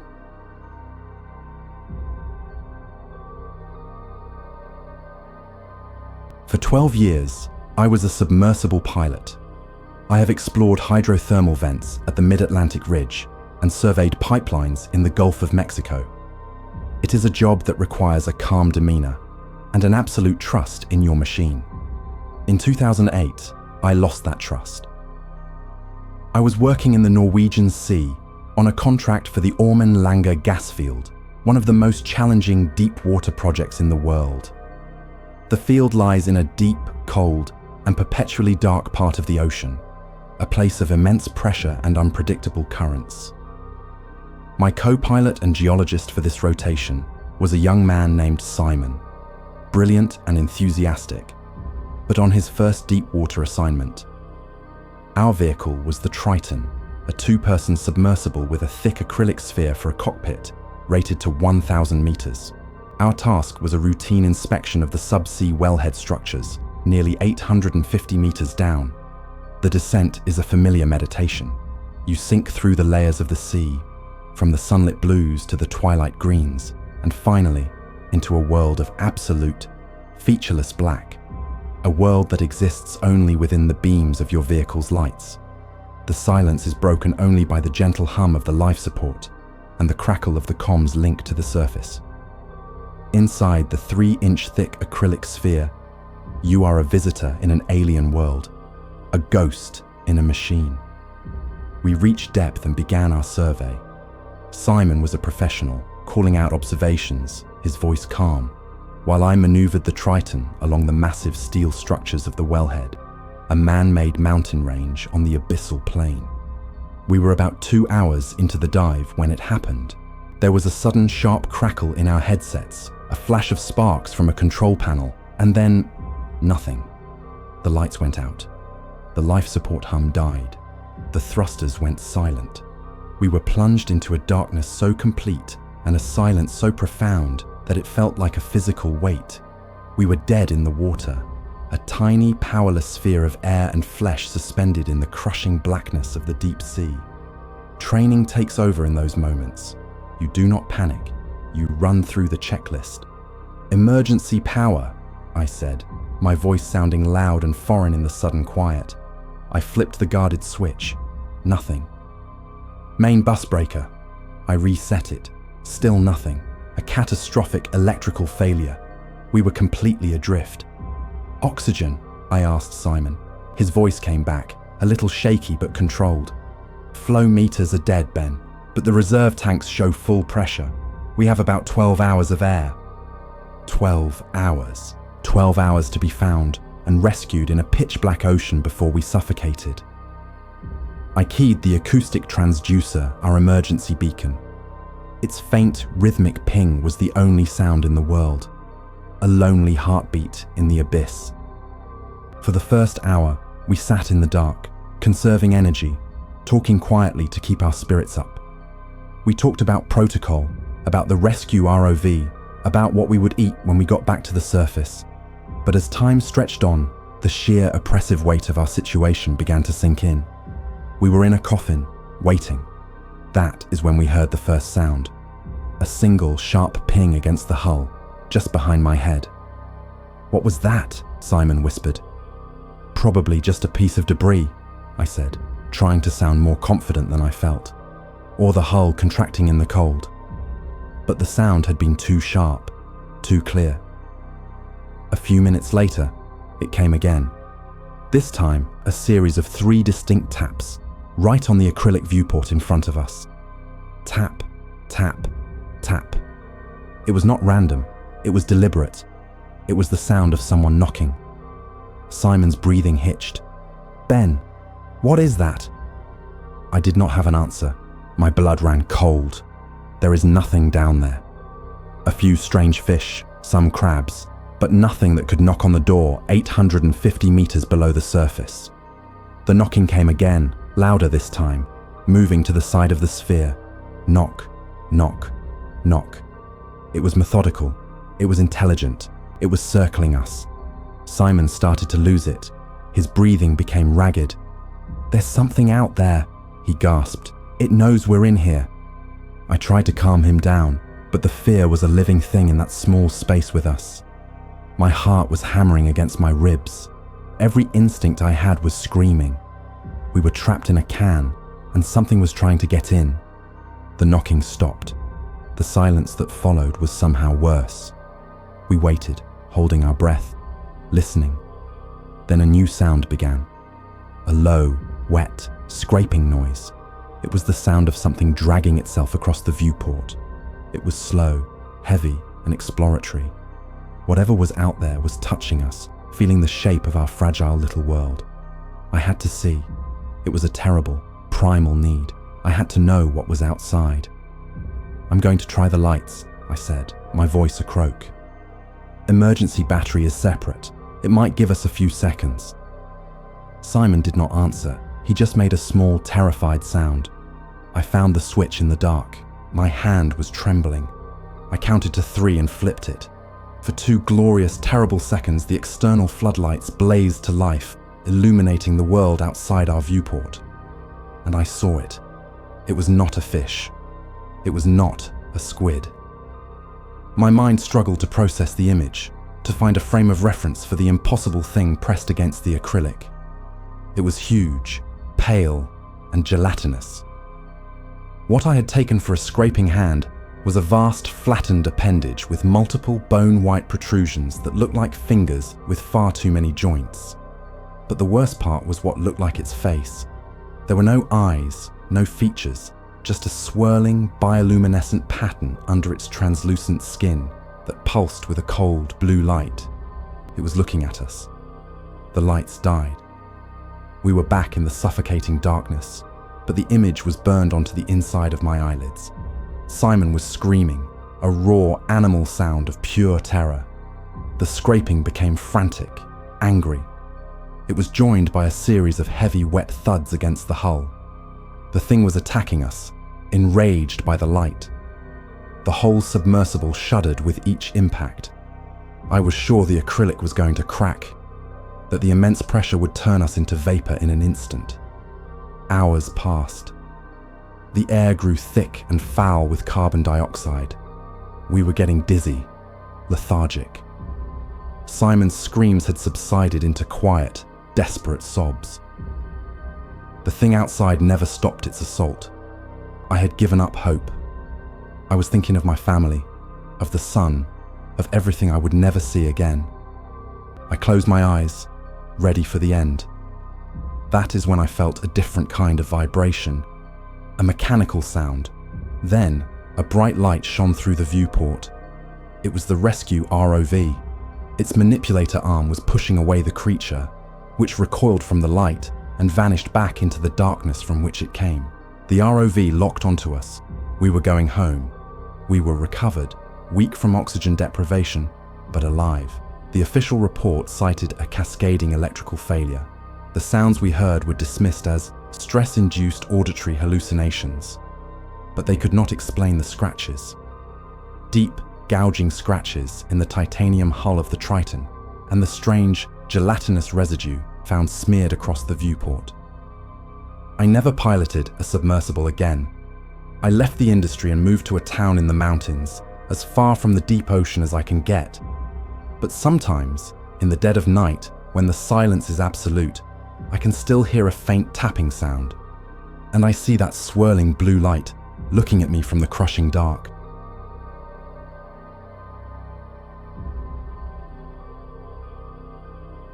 My name is Sarah Jenkins. I have a PhD in petrogeology, which is a fancy way of saying I am a glorified mudlogger. In 2016, during the height of the Permian Basin boom, I took a lucrative job as a mud engineer on a wildcat rig in a remote corner of West Texas. It was my job to analyze the drilling mud, the thick, complex fluid that lubricates the drill bit, carries rock cuttings to the surface, and controls the immense pressure of the earth. I lived in a small trailer they called the Mud Shack, filled with centrifuges, microscopes, and vats of the brown, viscous slurry that was the lifeblood of the entire operation. My world smelled of clay, oil, and strange chemicals. This rig was different. The company was pushing the limits, drilling deeper than anyone had in this sector, chasing a theoretical reservoir of oil trapped in a geological formation called the Ordovician basement rock. This was ancient stuff, 500 million years old. Rock that had not seen the light of day since before the dinosaurs. As we drilled deeper, the mud started acting strange. The viscosity would change for no reason. Gas levels would spike unexpectedly. I was constantly tweaking the chemical mix, trying to keep it stable. I told the rig manager, a hard-nosed company man named Dale, that the pressure gradients were dangerously unpredictable.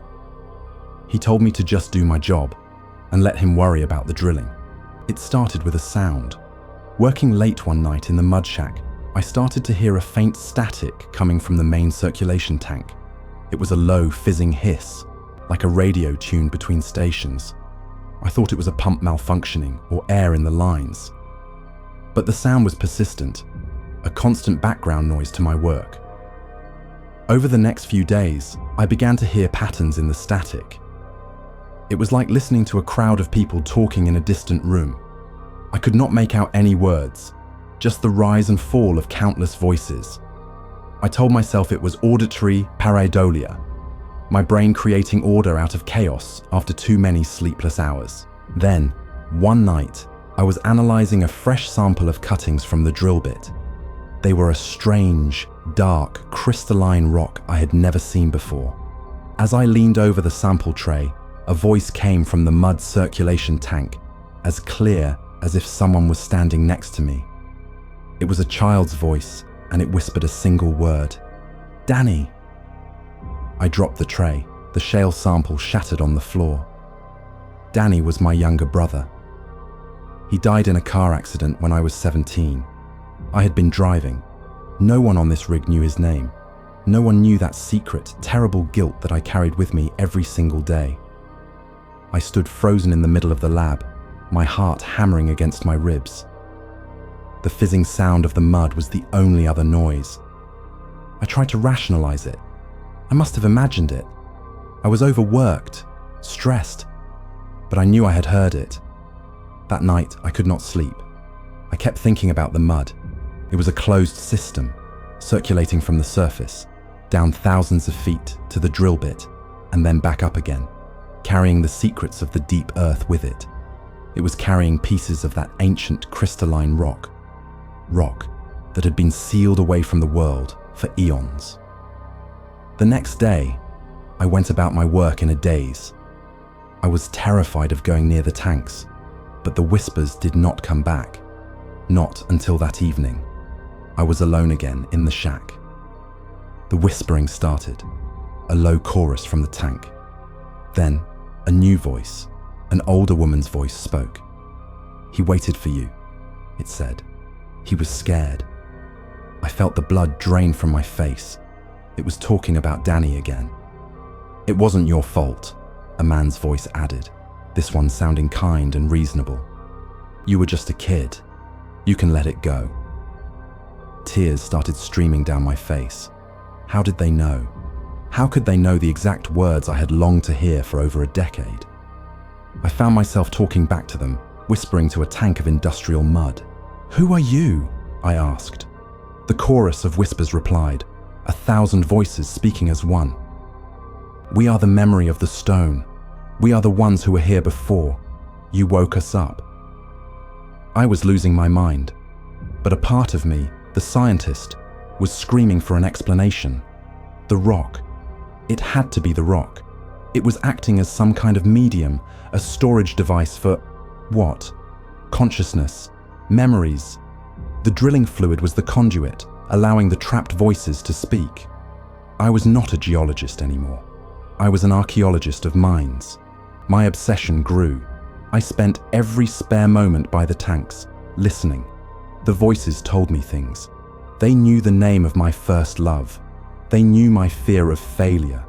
They knew every dark corner of my soul, and they laid it bare. They were not malicious, not at first.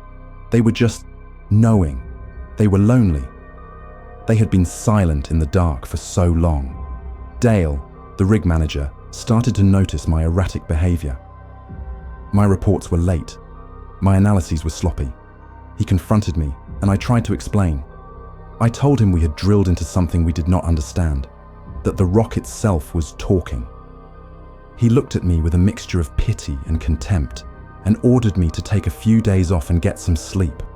I knew he was close to firing me, but I could not stop. The voices were my secret, my confessional, my tormentors. Then their tone changed. They stopped talking about my past and started talking about my future. They promised me things. They told me they had power. They said the boundary between their silent world and my noisy one was thin. They said they could reach across it. "We can bring him back, Sarah," the child's voice whispered one night, the one that sounded like Danny. "We can make you see him again. You just have to help us. You have to let us out." I asked them what they wanted. "The pressure," the chorus of voices replied. "The pressure holds us here. You control the mud. You control the pressure. Release it." They wanted me to cause a blowout, a catastrophic, well-destroying blowout that would unleash the immense pressure of the reservoir and them onto the surface. I was horrified, but they were insidious. They preyed on my grief. They whispered to me in Danny's voice, begging me to help him. I was starting to break. I began to see him at the edge of my vision, a small, smiling boy. My scientific mind was at war with my broken heart. One night, a violent thunderstorm rolled across the plains. The rig was a skeleton of steel against the lightning-lit sky. The voices were screaming now, a cacophony of pleas and demands from the mud tanks. They told me now was the time. I walked out of my shack and into the rain like a sleepwalker, heading for the mud pits. I knew the sequence of valves to turn. I knew how to override the safety systems. I could release the pressure. I could see Danny again. I placed my hand on the first valve wheel. "I miss you, Sarah," the whisper said in my ear. But this time, I heard something else underneath it, an ancient, cold hunger. It was not my brother. It was a lure. It was a trap. I snapped out of it. With a scream of rage and grief, I ran to the main control panel and hit the emergency shutoff, killing the pumps. The circulation stopped. The mud and the voices within it fell silent.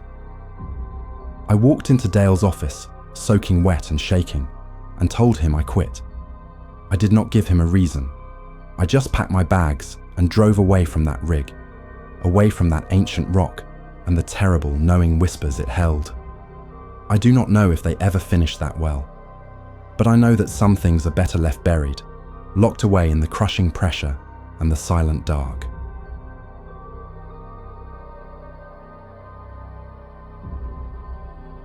My name is Jack. In 1983, I was a rescue diver with the US Coast Guard, stationed out of Guam.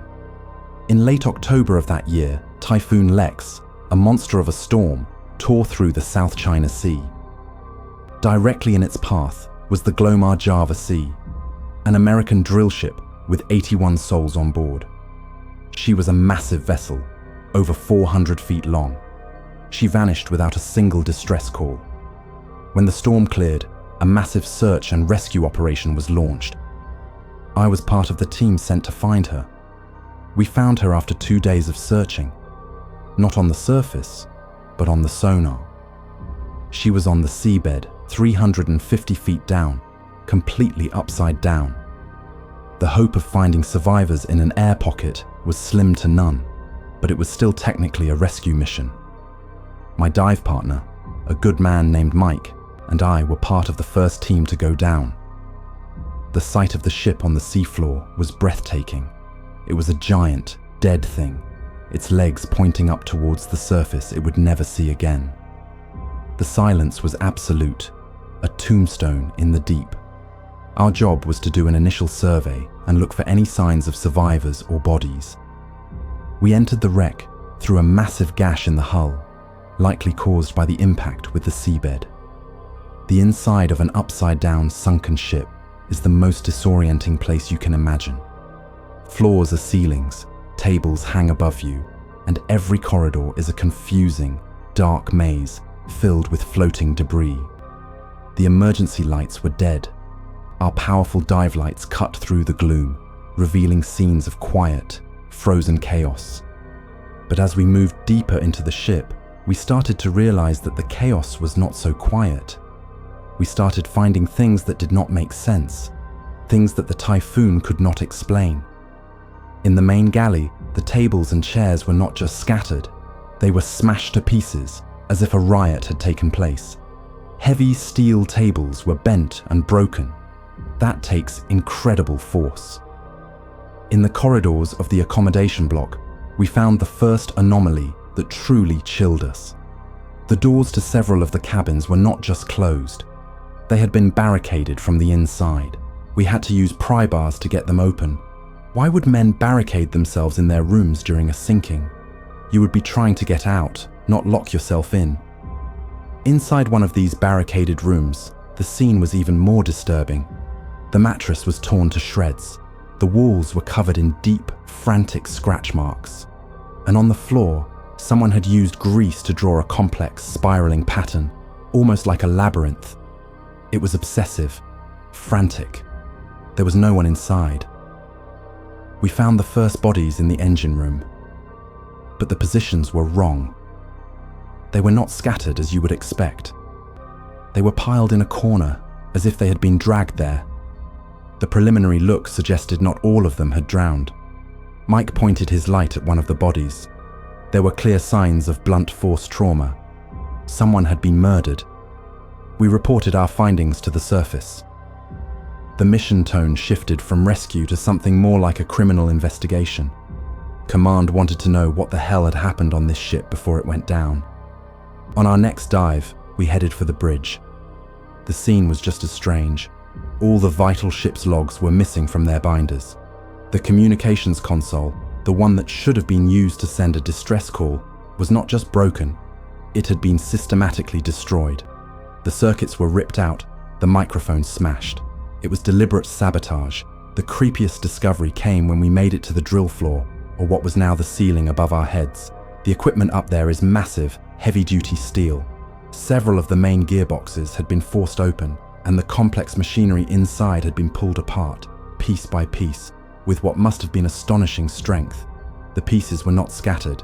They were arranged on the floor in neat, almost surgical patterns. It looked like a ritual. It looked like madness. Our final dive was to the control center for the drilling operations. A small, reinforced room they called the doghouse. The door, which was designed to be watertight and withstand immense pressure, was buckled outward, nearly torn from its hinges. It had been forced from the inside. We squeezed through the gap. Inside, we found the driller. He was the only body we found in that room. He was still strapped in his control chair, and he was surrounded by his tools, wrenches, calipers, gauges. They were laid out around his chair in a perfect circle. He had not drowned. He had been killed by a massive blow to the head. In his right hand, he was clutching a small, handheld cassette recorder, his knuckles white. We brought the recorder to the surface. It was the only piece of evidence that could tell the story. The investigators took it to the comms room on our support vessel. A small group of us crowded around to listen. At first, all we could hear was the screaming roar of Typhoon Lex and the groaning of the ship's hull. Then, a voice, the driller's, came through the static, whispering and terrified. He was not talking about the storm. He was talking about the crew. It came up with the core, he whispered, his voice trembling. A gas. That's what the geologist said. A pocket of bad air from the deep. He paused, his breathing ragged. It's not air. It's something else. The men, their eyes, they don't see right anymore. The tape crackled. They've gone mad. They're taking everything apart. They say they're unmaking the wrong shapes. They tried to get in here. I had to stop Mike. He broke down, sobbing. Then his voice dropped to a terrified whisper.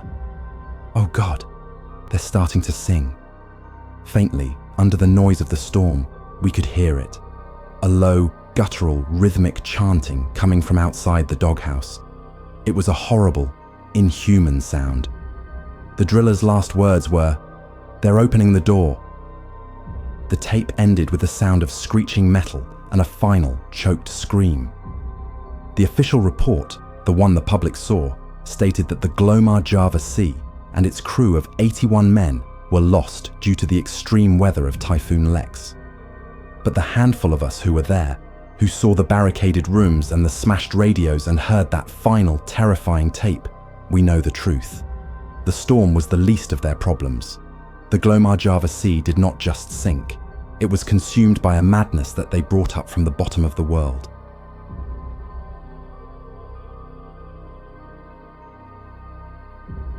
My name is Macmillan, but everyone in the North Sea aviation world just calls me Mac. For 15 years, I flew Super Puma helicopters, ferrying workers and supplies to and from the oil and gas platforms scattered across that cold, grey expanse of water. It is a job that demands absolute precision and a healthy respect for the weather. You learn to trust your instruments, your training, and your co-pilot. But in the spring of 2011, my co-pilot Chris and I saw something that was not on any chart or in any training manual. It was something that made me question the very nature of what I was seeing with my own two eyes. We were on our final flight of the day, a routine crew change run to the Kestrel Bravo, a production platform about 100 miles northeast of Aberdeen. The weather was typical for the North Sea, a low, thick ceiling of grey cloud, patches of dense fog, and a biting wind that whipped the tops of the waves into a white froth. Visibility was not great, but it was well within legal limits. We were making our final approach, descending through a layer of mist. At about a mile out, we broke through into a clearer patch of air, and the Kestrel Bravo appeared in front of us, its derrick piercing the low clouds like a needle. It was then that I saw him. There was a person standing on the helideck. This was not just unusual, it was a serious safety breach, a cardinal sin in offshore operations. The helideck must be completely sterile, swept and cleared of all personnel and equipment before a helicopter can land. "Chris, you seeing this?" I asked, pointing. "Got a man on the deck." Chris, my co-pilot, leaned forward. "Yeah, I see him. What the hell is he doing out there? Right in the middle of the circle too." The figure was tall and stick-thin, dressed in what looked like dark coveralls. It was standing perfectly still, its arms at its sides, facing directly towards us as we approached. My first reaction was annoyance. I grabbed the radio mic. "Kestrel HLO, this is Heli 73 on final approach. Be advised, your deck is fouled. We have a visual on one individual standing in the landing circle. You need to clear your deck." The voice of the helicopter landing officer, a Scotsman named Dougie, whose voice we knew well, came back instantly, laced with confusion. "Negative, Heli 73. Say again." "I said your deck is not clear, Dougie," I repeated, my tone hardening. "There's a man standing right in the middle of it. We're holding at 1 mile until you get him out of there." There was a pause, and then Dougie's voice came back, firm and clear. "Mac, I'm standing in the tower right now, looking at the helideck with my own 2 eyes. There is nobody out there. The deck is green. You are clear to land." Chris and I looked at each other. My annoyance was quickly turning into a cold, prickling unease. We could both see the figure as plain as day. It had not moved a muscle. "Dougie, with all due respect, my co-pilot and I are both looking at a man on your deck. Tall, slim build, dark clothing. He's standing right on the big H." Dougie's response was immediate. "Mac, I'm telling you, it's an empty deck. Maybe it's a shadow, a trick of the light in the fog." A shadow. It was the most solid-looking shadow I had ever seen. As if on cue, the figure slowly lifted its right arm and waved at us. It was not a friendly, frantic wave. It was a slow, deliberate, almost lazy motion. "Okay, he's waving at us now," I said into the mic, a note of disbelief in my own voice. "Is this some kind of drill, Dougie?" "No drill, Mac. I swear to you there is nothing moving on that deck." Chris grabbed a pair of binoculars from the bag between our seats. He raised them to his eyes and focused on the figure. He stared for a long moment, and then I heard him make a sharp, choking sound. He lowered the binoculars, and his face was pale. "Mac," he whispered, his voice trembling. "It doesn't have a face. The head, it's just smooth, like a mannequin." A shiver went down my spine. I took the binoculars from his shaking hands and looked for myself. Chris was right. Where a face should have been, eyes, a nose, a mouth, there was nothing, just a smooth, featureless dark oval. The figure's arm was still raised in that slow, beckoning wave.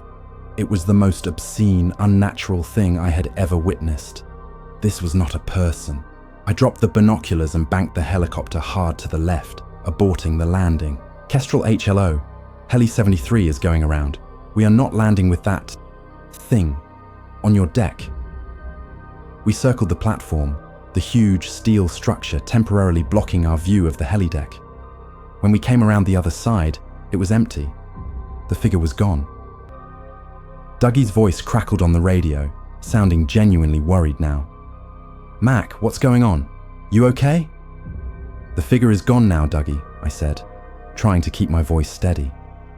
"The deck is clear." "It's been clear the whole time, Mac," he insisted. We made our approach again, cautiously this time. The deck remained empty.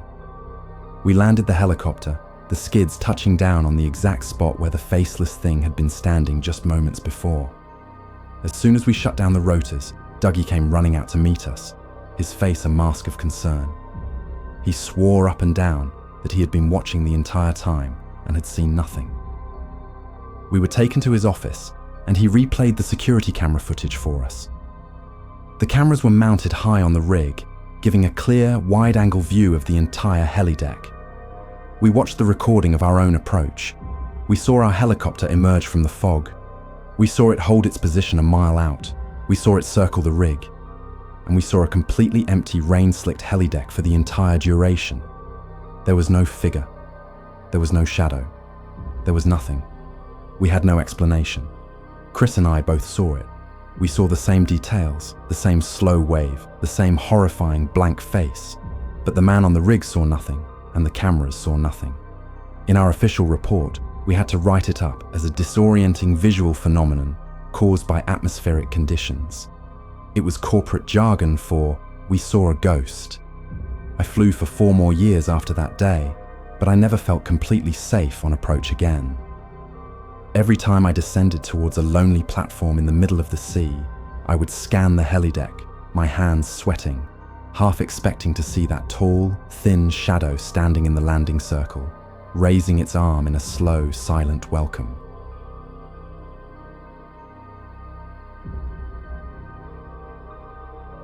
My name is Kevin Moore. For 20 years, I worked as a maintenance technician on rigs and platforms all over the world. The man I want to tell you about was my friend, Robert Fraser. He was a good man, a solid man, 44 years old from Aberdeen with a wife and kids he adored. He was a professional, one of the best I ever worked with. He was the last person on earth you would expect to just walk away, but that is what he did. On January 16th, 2020, Robert Fraser walked off his job west of Shetland and stepped into the ocean. I was with him minutes before he did it. The official story is that he took his own life. That is a neat and tidy explanation, but it is not the truth. I know what was happening to him in the weeks before he disappeared. He did not jump. He was called. We were stationed on the GMS St. Vincent, a floating accommodation barge, basically a hotel for workers that was connected to the Foinaven oil platform. The two were linked by a long enclosed metal walkway, about 100 feet long, suspended high over the winter waters of the North Atlantic. That walkway is where it all started. To Robert, it became the most terrifying place in the world. About a month before he died, I noticed a change in him. He became quiet, withdrawn. He would just stare out at the grey, churning sea for hours. I asked him what was wrong, and at first, he just brushed it off as the winter blues. Then, one evening, he confided in me. He told me he had become terrified of the walkway. He said that every time he crossed it, he felt like he was being watched from below. He said he could hear a sound, a faint, high-pitched sound, like music, that was almost lost in the noise of the wind and the waves. No one else could hear it. He told me the sound was pulling at him, that it made him want to climb over the edge. I told him he was overtired, that the isolation was getting to him. I suggested he see the medic. He refused. He said the medic would just think he was crazy and send him home, and he could not afford to lose the job. His fear grew into a full-blown obsession. He started timing his trips to the rig to avoid crossing the walkway alone. He would make excuses to wait for a group to go with. He lost weight. His eyes were constantly wide, alert, like a spooked animal. He looked haunted. He told me that the music was getting louder and that he had started to see things in the water beneath the walkway. Shadows, he said.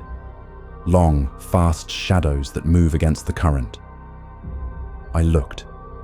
I spent an entire afternoon staring down through the grated floor of the walkway. I saw nothing but waves. A week before he disappeared, we had our strangest conversation. He had been reading a book about Celtic mythology. He told me about an old concept called thin places, locations where the veil between our world and the next is weak. He said he believed that walkway, suspended between the temporary world of the barge and the industrial world of the rig, high above that ancient cold sea, was a thin place. He told me, his voice a dead serious whisper, "Something is calling me, Kev. It's from the other side of that veil. And I don't know how much longer I can ignore it." I was genuinely scared for him then. This was beyond stress. This was a man losing his connection to reality. I went to our supervisor and told him I was worried about Robert. The supervisor promised he would have a quiet word with him. I do not know if he ever did. The night of January 16th was cold and clear. The wind was fierce. We had just finished our shift, a grueling 12 hours of maintenance work in the freezing cold.